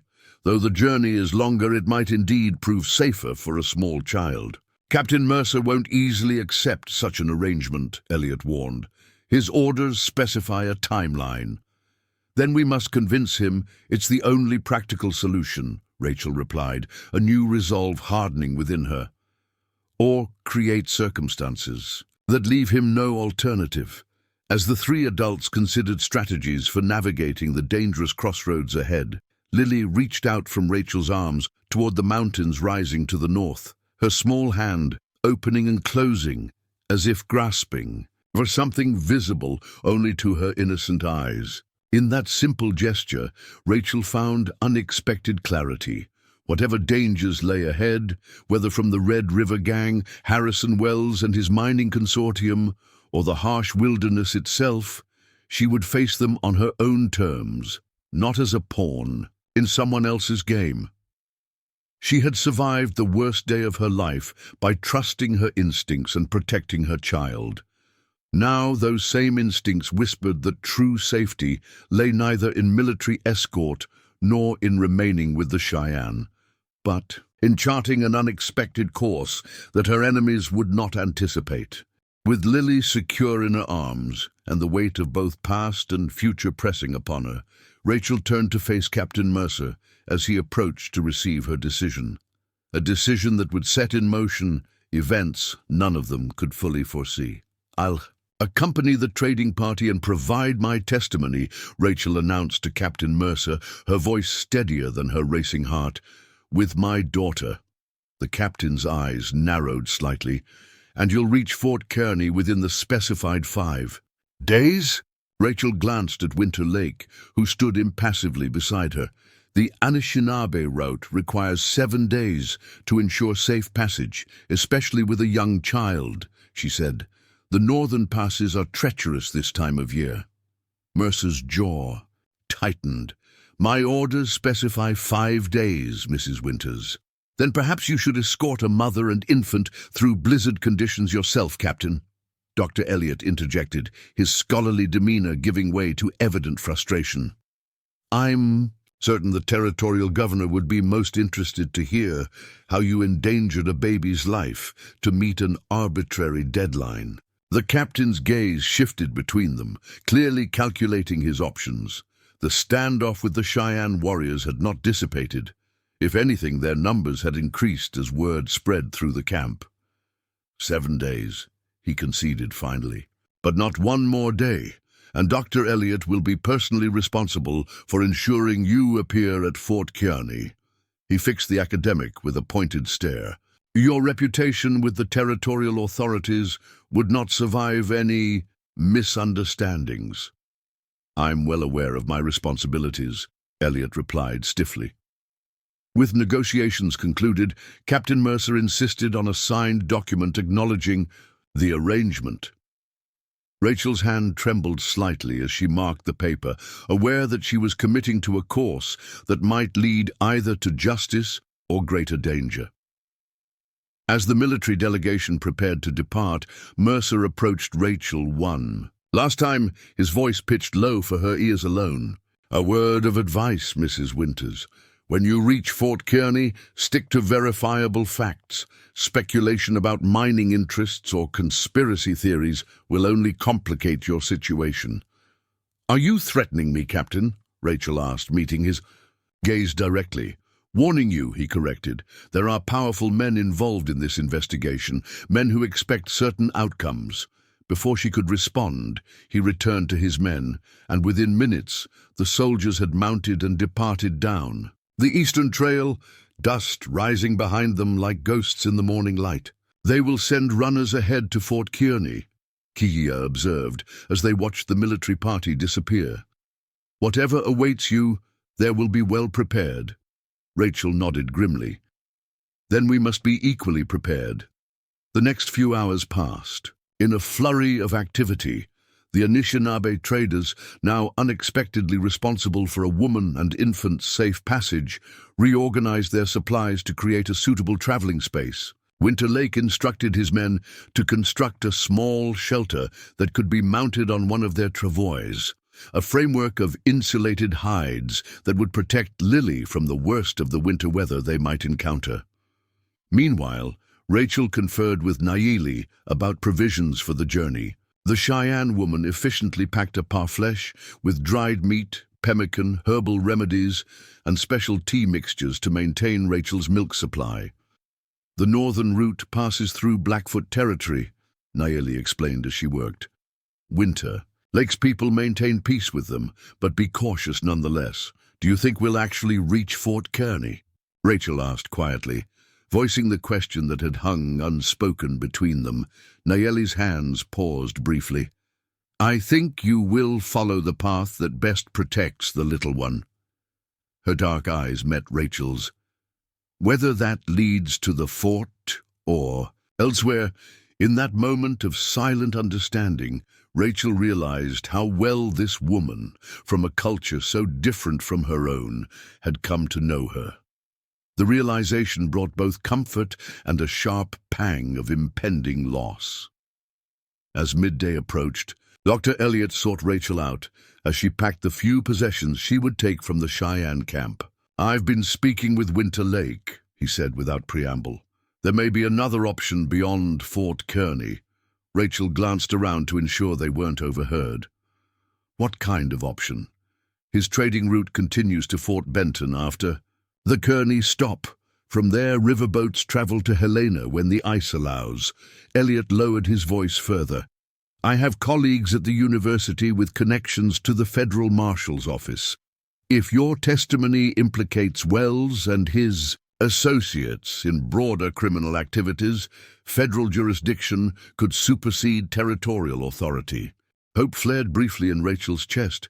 "You think federal authorities would be beyond Wells's influence?" "Not entirely, perhaps, but their investigation would be more difficult to manipulate than a territorial one." Elliot's expression grew serious. "However, reaching Helena would mean bypassing Fort Kearney entirely, effectively making you a fugitive from territorial justice." The gravity of such a choice settled heavily on Rachel's shoulders. Evading Captain Mercer's orders would confirm her as a criminal in official eyes, regardless of her innocence. "What would you advise?" she asked, studying the scholar's face. Elliot considered carefully before responding. "As an academic dedicated to truth, I cannot in good conscience advise anyone to evade lawful authority." He paused significantly. However, as a man who lost his family to similar violence and saw justice perverted, I understand that sometimes official channels fail those most vulnerable. It wasn't a direct answer, but his meaning was clear enough. Rachel nodded slowly, absorbing the implicit support for whichever difficult choice she might make. "Winter Lake leaves within the hour," Elliot added. "I'll accompany you regardless of the route we ultimately take. My investigation remains incomplete without your full account."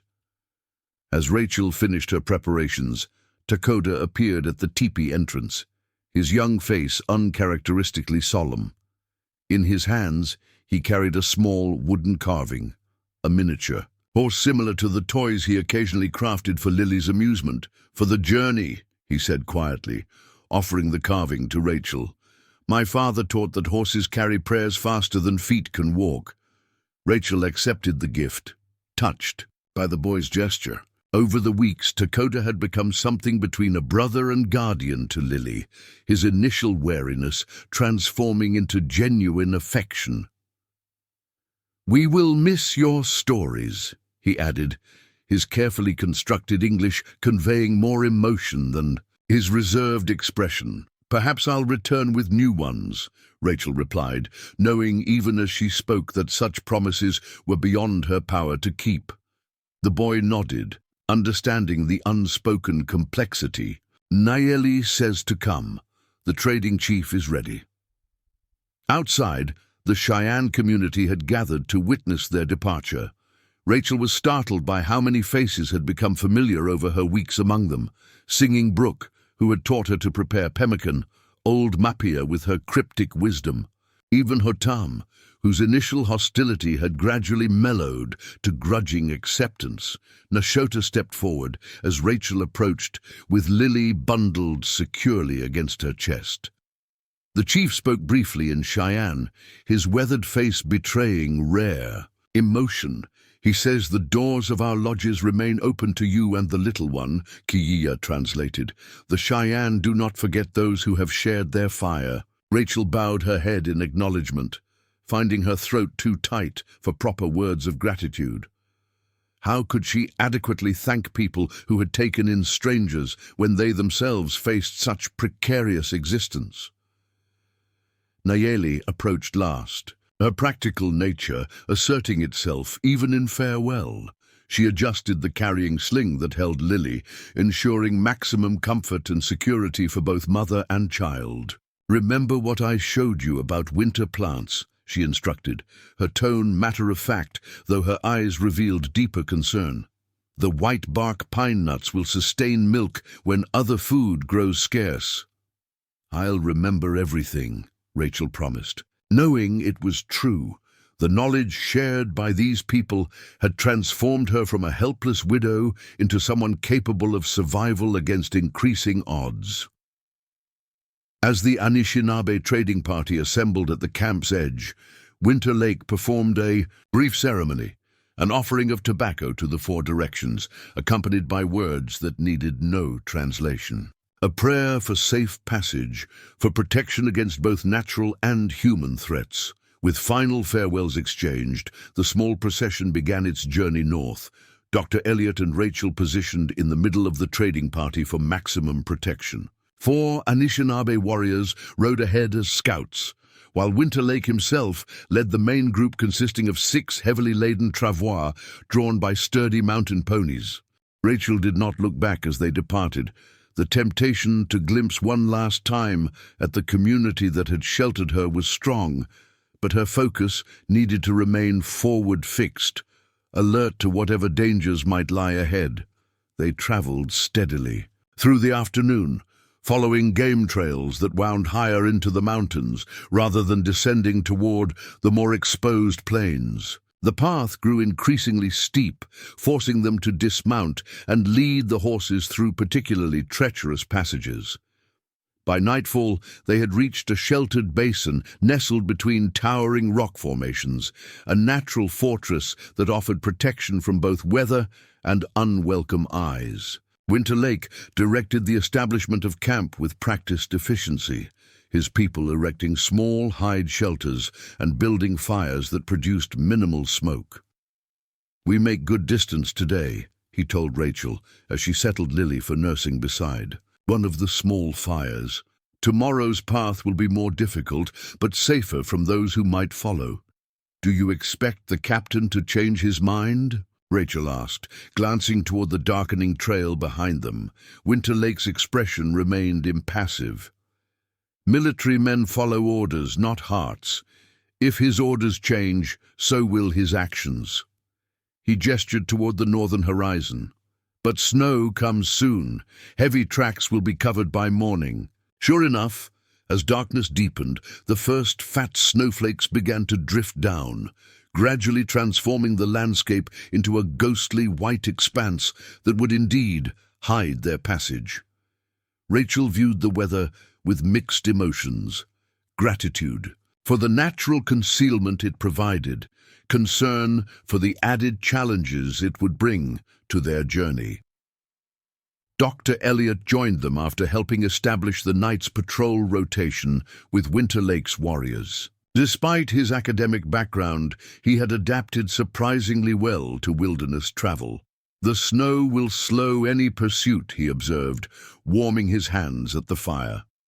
"But it may also close certain mountain passes if it continues heavily." Winter Lake nodded agreement.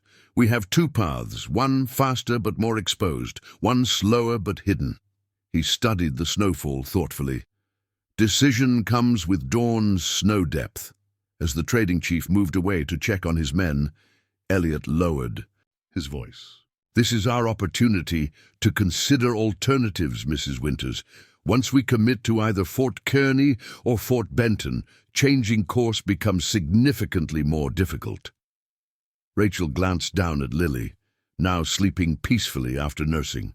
The baby's complete trust in her protection weighed heavier than any snow. "If we bypass Fort Kearny, what are the consequences?" she asked, needing complete clarity before deciding.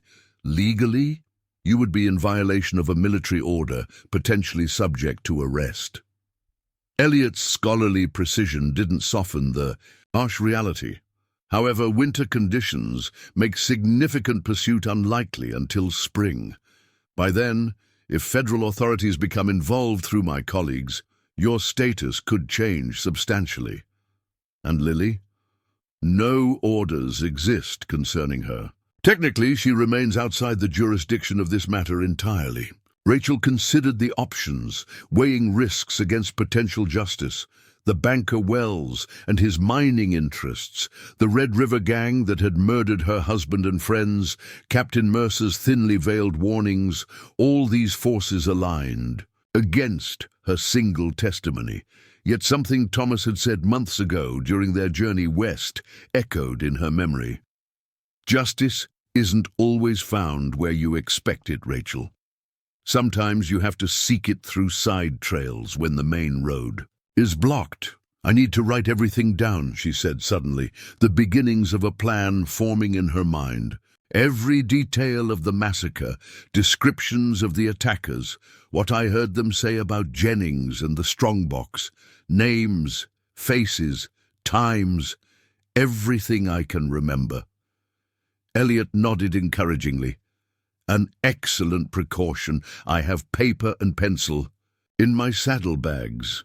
"More than a precaution," Rachel clarified. "Insurance, multiple copies distributed to different hands." She lowered her voice further. "If something happens to me before we reach whichever fort we choose, my testimony doesn't die with me." The scholar's expression sobered as he grasped her meaning. "You believe the danger is that immediate. Captain Mercer found us in a hidden Cheyenne camp days away from established trails. Someone wants my silence badly enough to manipulate military authority." She met his gaze steadily. "I won't underestimate what they might do next." Throughout the night, as Lily slept and snow continued to fall, Rachel worked by firelight, documenting everything she could recall about the Whispering Pines massacre. Elliot contributed structured questions that helped organize her testimony, drawing out details she might otherwise have overlooked. By dawn, 3 identical statements existed, each signed and witnessed by both Rachel and the doctor. The snow had accumulated to nearly 8 inches, transforming the landscape into an unbroken blanket of white that obliterated any trace of their previous day's travel. Winter Lake approached as they finished breakfast, his assessment of conditions already complete. "Northern Pass closes soon," he reported. "We must choose now. East to Fort Kearny, 2 days of hard travel in this snow. North to Blackfoot Territory and Fort Benton, 5 days if weather holds." The moment of decision had arrived sooner than Rachel had anticipated. She met Elliot's gaze briefly before responding. "North," she said firmly, "to Fort Benton." The trading chief accepted this choice without visible reaction, immediately turning to issue instructions to his men in the Anishinaabe language. Within 20 minutes, the camp had been dismantled, fires extinguished, and their small caravan reorganized for the northern route. "We should distribute these," Rachel told Elliot quietly, indicating the written testimonies. "One with Winter Lake, one with us, and one—" She hesitated, considering options. "Hidden along our route. Somewhere retrievable if necessary." Elliot nodded approval. "A hollow tree, perhaps, or a distinctive rock formation we can document for later reference." As they prepared to depart, Rachel transferred one of the testimonies to Winter Lake, briefly explaining its importance. The trading chief tucked it into a waterproof pouch without comment, his only acknowledgement a single nod that conveyed his understanding of the document's significance. The day's journey proved arduous beyond expectation. The heavy snow transformed even moderate inclines into challenging obstacles for the laden travois. Twice, they were forced to unload supplies and carry them manually up particularly steep sections before returning for the emptied transport frames. Despite these difficulties, Rachel found unexpected strength flowing through her limbs. For the first time since the massacre, she had seized control of her own path rather than merely reacting to circumstances thrust upon her. The decision to bypass Fort Kearny carried significant risk, but it represented her choice, a declaration that she would not be manipulated by those who had already taken so much from her. By mid-afternoon, they reached a high pass marking the boundary between territories. From this vantage point, Rachel could see the diverging trails, one descending eastward toward Fort Kearny, now hidden behind distant ridges, the other continuing northward into less familiar landscapes. "Once we cross, we commit fully," Elliot observed as they paused to rest the horses. "The eastern route will soon become impassable behind us." Rachel studied the snow-covered expanse ahead, aware of the symbolism inherent in this geographical crossroads. Behind lay the Cheyenne camp that had sheltered her, the military authority that sought to control her, and the memory of the life she had lost. Ahead stretched unknown territories, potential allies in Fort Benton, and a path that might, or might not, lead to justice.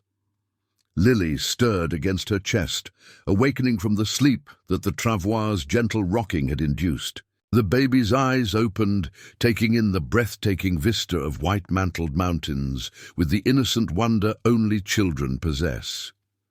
"This is the moment to leave a marker," Elliot suggested, indicating a distinctive formation of 3 boulders jutting from the snow near the pass's highest point.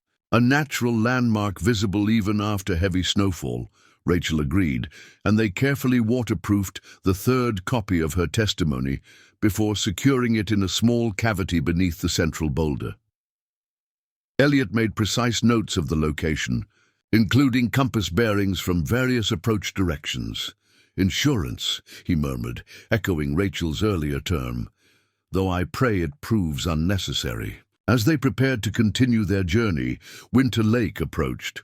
"4 riders follow," he reported calmly, "still distant, but moving fast despite the snow." Rachel's heart sank. "Captain Mercer?" "Military horses," the trading chief confirmed. "They take the eastern path, expecting to intercept us before Fort Kearny."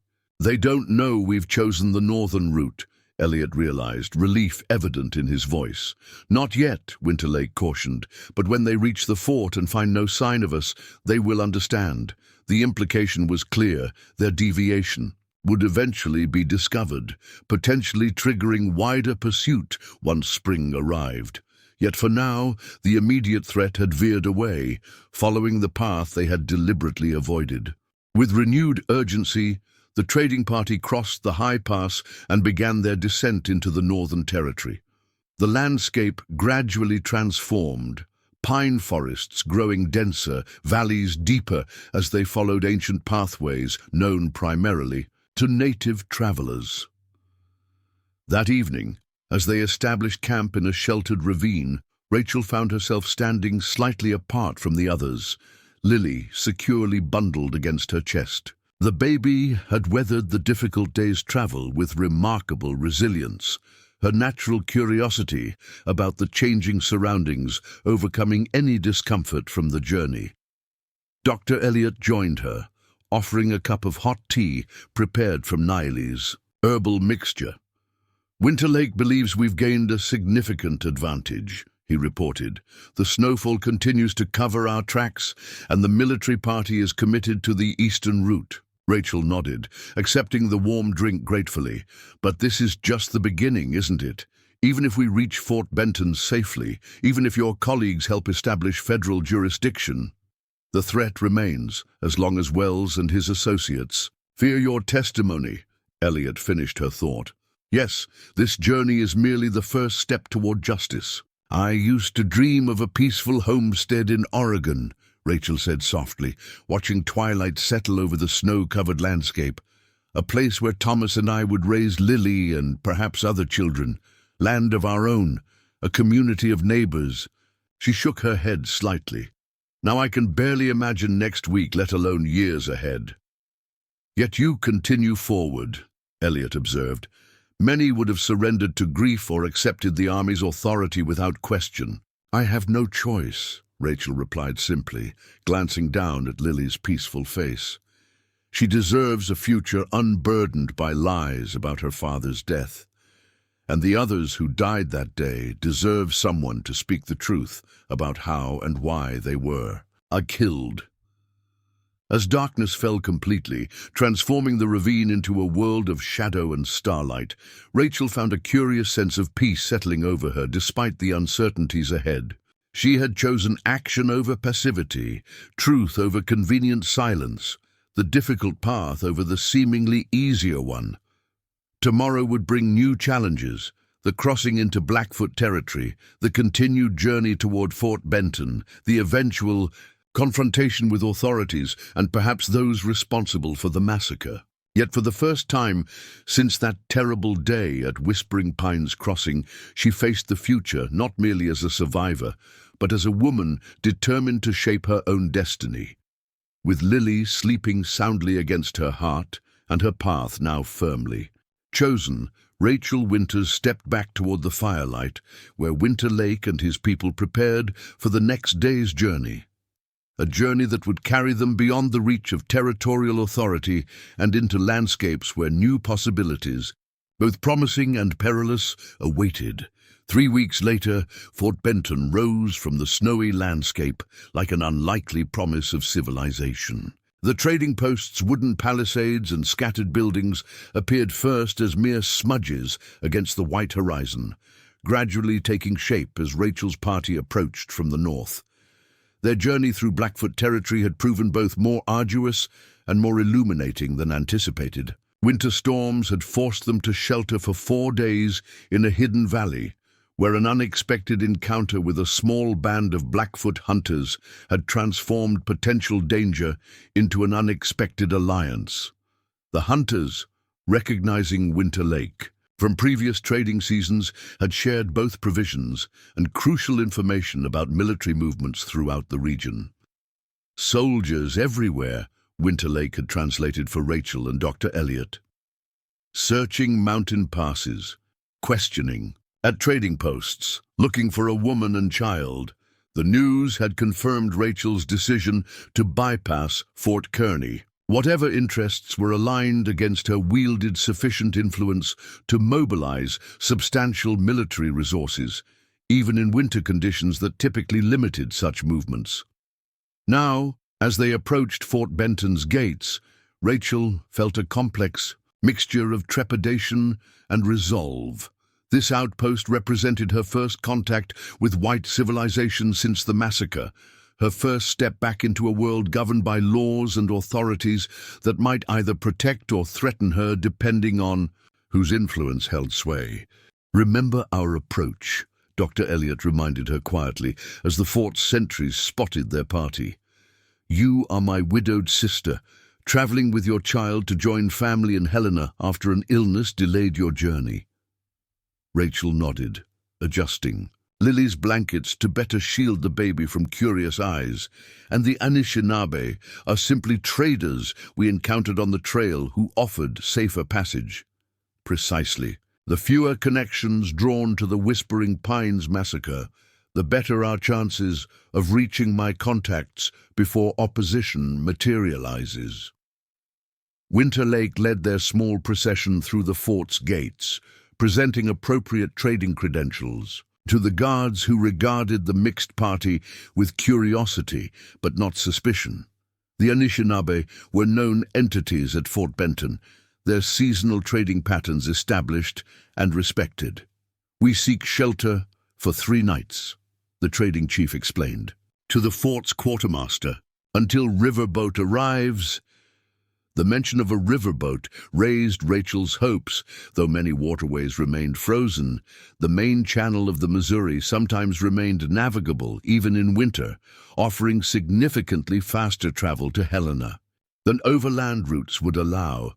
They were assigned modest quarters in the Traveler's Lodge, a long, low building divided into small rooms for temporary visitors. The accommodations were Spartan but represented luxury compared to the improvised shelters of their journey. A proper bed, walls that blocked the wind, even a small stove that provided consistent warmth for the first time in weeks. "I'll make arrangements for our next passage," Elliot told Rachel, after helping settle their minimal belongings. "Winter Lake's information suggests a steamboat might arrive tomorrow or the following day, depending on ice conditions downriver." When the scholar departed, Rachel found herself alone with Lily for the first time in days. The baby had weathered their arduous journey with remarkable resilience, adapting to changing conditions with a flexibility that continuously amazed her mother. Now, in the relative security of 4 walls, Lily's natural curiosity reasserted itself as she practiced her newfound crawling skills across the rough-hewn floorboards. Rachel watched her daughter's determined exploration with a bittersweet smile. How different this was from the future she and Thomas had planned. Yet despite everything, Lily was thriving, growing, developing, reaching milestones right on schedule according to Dr. Elliot's occasional assessments. A soft knock interrupted Rachel's reflections. Opening the door cautiously, she found one of the fort's laundresses, a middle-aged woman with weathered features and kind eyes. "Thought you might appreciate these," the woman said, offering a small bundle of clean clothing. "Noticed you traveled light and with a little one." Her gaze softened as she glimpsed Lily behind Rachel. "Got some baby things too. My youngest outgrew them last season." The unexpected kindness momentarily overwhelmed Rachel, who had grown accustomed to viewing strangers with suspicion. "That's very generous, thank you." "Martha," the woman supplied. "Martha Tunney. Been at the fort going on 6 years now." She hesitated slightly. "Don't mean to pry, but you came in with that Anishinaabe trading party, long journey for a young mother and babe." The gentle probe for information reminded Rachel of her cover story. "My husband passed last autumn. I'm joining a family in Helena. Dr. Elliot, my brother, came to escort us." Martha nodded sympathetically. "Rough country for traveling alone. Good, you found safe company." She glanced down the corridor before adding in a lowered voice, "Though you should know there's been men asking after a woman with a baby." Military types, but not regular army from what folks say. A chill ran through Rachel, despite the room's warmth. When? Ryder came through 3 days back, asked a lot of questions and showed some kind of official paper. Martha's expression suggested she placed limited trust in such authority. Just thought you should be aware is all. After the laundress departed, Rachel hurriedly changed into the clean dress she'd been provided, her mind racing. If inquiries had already reached Fort Benton, their window of opportunity might be closing faster than anticipated. She needed to find Dr. Elliot immediately. Securing Lily in a makeshift sling, fashioned from one of Nayeli's woven blankets, Rachel stepped out into the fort's central yard. The afternoon bustle of traders, trappers, and military personnel created a disorienting contrast to the wilderness solitude of recent weeks. Conversations in English surrounded her, the first time she'd been immersed in her native language since leaving the Cheyenne camp. She located Elliot at the riverfront docks, deep in conversation with a weathered riverboat captain, whose gestures suggested ongoing negotiation. The scholar's expression brightened upon seeing her, though it quickly shifted to concern as she approached. "We need to speak privately," Rachel said without preamble. Once out of earshot from the docks, she relayed Martha's warning about inquiries for a woman and child. Elliot's scholarly brow furrowed. "This complicates matters. I've just learned the next steamboat isn't expected for 4 days, due to ice flows downriver." 4 days is too long, Rachel concluded, unconsciously tightening her hold on Lily. "If they're already asking questions, here, there may be another option," Elliot said thoughtfully. "The captain I was speaking with, Bremen is his name, runs a smaller packet boat that can navigate in conditions too hazardous for the larger steamers. He's departing tomorrow at first light." "To Helena?" "To a trading outpost, approximately 60 miles downriver. From there, established coach routes connect to Helena when weather permits." Elliot hesitated. "It's not ideal. The smaller boat offers less comfort and potentially greater exposure. But it would get us moving sooner." Rachel didn't hesitate. "Book passage. I'd rather face discomfort than wait for whoever is asking questions to find us." That evening, as Rachel prepared for what she hoped would be their final departure before reaching Helena, an unexpected visitor arrived at their quarters. Winterlake entered with his customary quiet dignity, declining the offered seat with a slight gesture. "We leave at dawn," he announced, "north to winter camps." Rachel looked up from packing the few belongings they had accumulated. "I'm grateful for everything you've done for us. We wouldn't have reached Fort Benton without your guidance." The trading chief acknowledged this with a subtle nod. "A message came with hunters," he continued, "from Cheyenne camp." Rachel's hands stilled. "Are they well? Has there been trouble?" "They moved deeper into the mountains after you leave. Soldiers came again, more this time." Winterlake's expression revealed little, but his eyes held concern. "Kiya sends a warning. The one called Wells travels with soldiers now, not just seeking you, seeking anyone who helped you." The implication sent ice through Rachel's veins. The Cheyenne who had sheltered her, Nayeli, Takoda, Old Mapia, faced potential retribution simply for offering sanctuary to a widow and a child. "I never wanted to bring them trouble," she whispered. "They chose their path," Winterlake reminded her, "as you chose yours." From within his fur-lined vest, he withdrew the copy of her testimony she had entrusted to him weeks earlier. "This still goes to mounted police in Canada. My cousin trades there in spring. Your words will reach many ears, not just those at your fort." The strategic distribution of her testimony had been Rachel's insurance policy against silencing. But now it offered something more. The promise that regardless of what happened in Helena, her account of the massacre would eventually reach authorities beyond Wells's influence. "Thank you," she said simply, accepting the return of her written statement. After the trading chief departed, Rachel added the document to the copy she still carried. securing both in the hidden pocket Nayeli had sewn into her dress. Dawn brought clearing skies and bitter cold as Rachel, Lily, and Dr. Elliot made their way to the small dock where Captain Bremen's packet boat prepared for departure. The vessel was indeed modest, a shallow draft riverboat with a small steam engine designed for navigating the treacherous Upper Missouri's ever-changing channels and sandbars. Not much for comfort, Bremen admitted as they boarded, but she'll get us downriver faster than waiting on the big steamer. The captain, a barrel-chested man with a grey-streaked beard, directed them to the small cabin that would serve as their quarters for the journey. As final preparations for departure were underway, Rachel stood at the vessel's rail, watching Fort Benton recede into morning mist. Lily, bundled securely against the cold, observed the activity around them with bright-eyed interest. "You've come a long way from Whispering Pines Crossing," Dr. Elliot observed, joining them at the rail. Rachel nodded, absently touching the hidden pocket containing her testimony. "Yet the journey isn't truly over, is it? Even when we reach Helena, even if your contacts in the federal marshal's office believe my account, the path to justice is rarely straight or swift," Elliot acknowledged. "But unlike before, you no longer walk it alone or unprepared."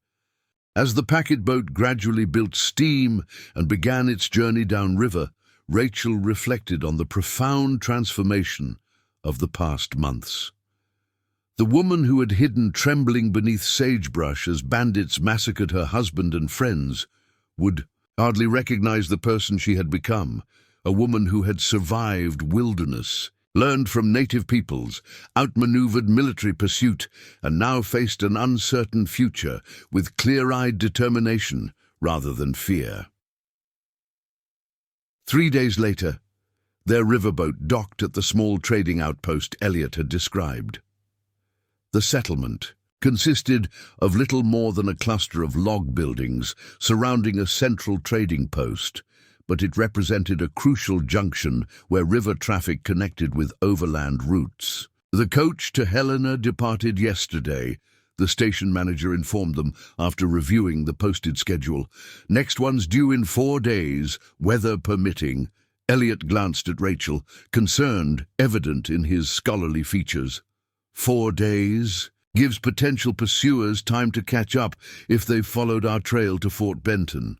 "Is there any alternative?" Rachel asked, adjusting Lily on her hip. The baby had grown fussy after the river journey, perhaps sensing her mother's tension. The station manager scratched his beard thoughtfully. "There's a supply wagon heading out tomorrow morning, delivering goods to outlying homesteads before reaching Helena. Not as comfortable as the coach, but it's moving in your direction." By the following dawn, Rachel found herself seated in the back of a canvas-covered wagon among crates of supplies bound for distant settlers. The arrangement lacked even the modest comforts of Captain Bremen's riverboat, but it offered continued movement toward their destination and greater ability to divert from established routes if necessary. The wagon driver, a taciturn older man named Hammond, who had been making this supply run for 15 years, asked few questions beyond confirming their destination. His weathered features suggested he had witnessed enough frontier hardship to respect others' privacy. On their second day of travel, as they followed a rutted trail through snow-covered pine forests, Hammond suddenly reined the team to a halt. "Riders coming," he announced, gesturing toward a rise ahead where mounted figures had appeared. Rachel's heart constricted as she counted 5 horsemen approaching at a steady pace. Their military-style formation suggested official capacity rather than casual travelers, Dr. Elliot, she whispered urgently. "If they're looking for us." The scholar's hand moved subtly to the revolver he carried beneath his coat, a precaution that had seemed excessive when they departed Fort Benton, but now appeared prescient. As the riders drew closer, however, their uniforms became visible. Not the blue of U.S. cavalry that Rachel had feared, but a different uniform entirely. Federal marshals, Hammond identified them with evident relief. Probably patrolling for that gang that hit the mining payroll last month. The lead marshal raised a hand in greeting as they approached the wagon. "James Hammond," he called. "Thought that was your rig." "Marshal Blackwood," the driver acknowledged. "Early in the season for you boys to be out this way." "Special circumstances," the marshal replied, his gaze shifting to the wagon's passengers. "In fact, we're looking for—" He consulted a paper from his saddlebag. "A Dr. James Elliot and companions who might be traveling this route." Elliot stepped forward, his scholarly demeanor belying evident caution. "I am Dr. Elliot. May I ask the nature of your inquiry?" Marshal Blackwood studied him for a moment before his weathered face relaxed slightly. "Your colleagues at the university have been rather persistent, Doctor. When your expected communications failed to arrive, they reached out to our office." He glanced toward Rachel and Lily. "I presume this is Mrs. Winters and her daughter." The direct identification sent alarm through Rachel, but Elliot raised a calming hand. "These are federal marshals, Rachel," he explained quietly, "not territorial authorities. My contacts must have initiated the inquiries I had planned to make upon reaching Helena. We've been authorized to provide escort for the remainder of your journey," Blackwood continued. "There have been developments regarding your investigation that make such precautions advisable." "What developments?" Elliot asked sharply. The marshal glanced meaningfully at the open trail. "Best discussed in more secure surroundings. We've established a temporary headquarters at the Wilson homestead, about 3 miles ahead. We can speak freely there." 2 hours later, seated in the Wilson family's modest but comfortable kitchen, Rachel listened as Marshal Blackwood outlined the situation that had brought federal authorities into what had begun as a territorial matter. Harrison Wells was found dead in his Helena office 4 days ago, Blackwood explained. The blunt delivery softened only slightly by the cup of coffee in his weathered hands. "Shot at close range. Initial investigation suggests it wasn't robbery. His safe remained untouched." Rachel exchanged startled glances with Elliot. "Who would—" "Evidence points to his former business partner, a man named Jennings." The marshal's sharp eyes noted Rachel's recognition of the name. "I take it you're familiar with him." "Jebediah Jennings," Rachel confirmed, her voice steady despite the shock of these developments. "Leader of the Red River Gang, the men who attacked our wagon." Train mentioned his name specifically. Blackwood nodded grimly. "It appears Wells and Jennings had a falling out over the proceeds from your wagon train massacre. Wells had been funneling investment money into their operation for months, using his banking position to identify lucrative targets." "The gold survey documents," Elliot interjected. "They would have been worth a fortune to anyone developing mining interests in those territories." "Precisely. But according to papers found in Wells's office after his death, Jennings took possession of those documents and refused to share them as agreed." Blackwood's expression hardened. "Honor among thieves rarely survives when the stakes grow high enough." Rachel absorbed this information, her mind connecting fragments that had troubled her for months. So Wells falsely blamed Cheyenne for the attack to divert suspicion from himself and his partner. "A pattern they'd established in previous raids," Blackwood confirmed. But Wells apparently grew concerned that Jennings had become too volatile, too unpredictable. The papers suggest he was preparing to sever their arrangement when Jennings discovered his intentions. The irony wasn't lost on Rachel. The man whose lies had caused her so much suffering, had threatened the Cheyenne who sheltered her, had died by the same violence he had orchestrated against others. "What happens now?" she asked, unconsciously, drawing Lily closer as the baby dozed against her shoulder. "We're building a federal case against Jennings and the remaining members of the Red River Gang," Blackwood explained.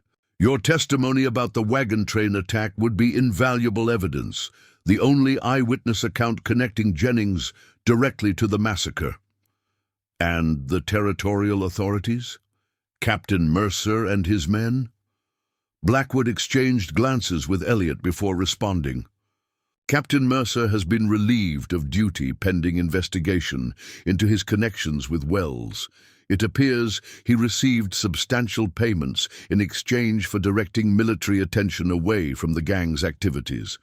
As the conversation continued, into the evening, outlining the process for formally recording her testimony and the protective measures federal authorities would implement, Rachel felt an emotion she had almost forgotten.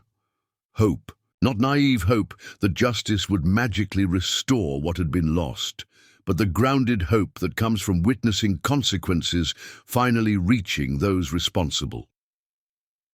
Later that night, as Lily slept peacefully in a cradle provided by the Wilson family, Rachel stood at the cabin's window watching snow begin to fall once again. The gentle accumulation transformed the landscape into a clean white expanse that covered all tracks, both those leading behind and ahead. "Your journey is far from over," she whispered to her sleeping daughter. "But perhaps it can now follow paths we choose rather than those forced upon us." The woman who had hidden her baby in the brush and watched her world destroyed had survived, not just physically but spiritually. Through wilderness and grief, through cultures and dangers, she had emerged transformed, carrying wisdom from the Cheyenne, strength from her own discovered resilience, and determination that Lily's future would honor the sacrifices of all who had helped them reach this moment of potential justice. Outside, the snow continued to fall, covering the wilderness in fresh possibility. Up next, you've got two more standout stories right on your screen. If this one hits the mark, you won't want to pass these up. Just click and check them out. And don't forget to subscribe and turn on the notification bell so you don't miss any upload from us.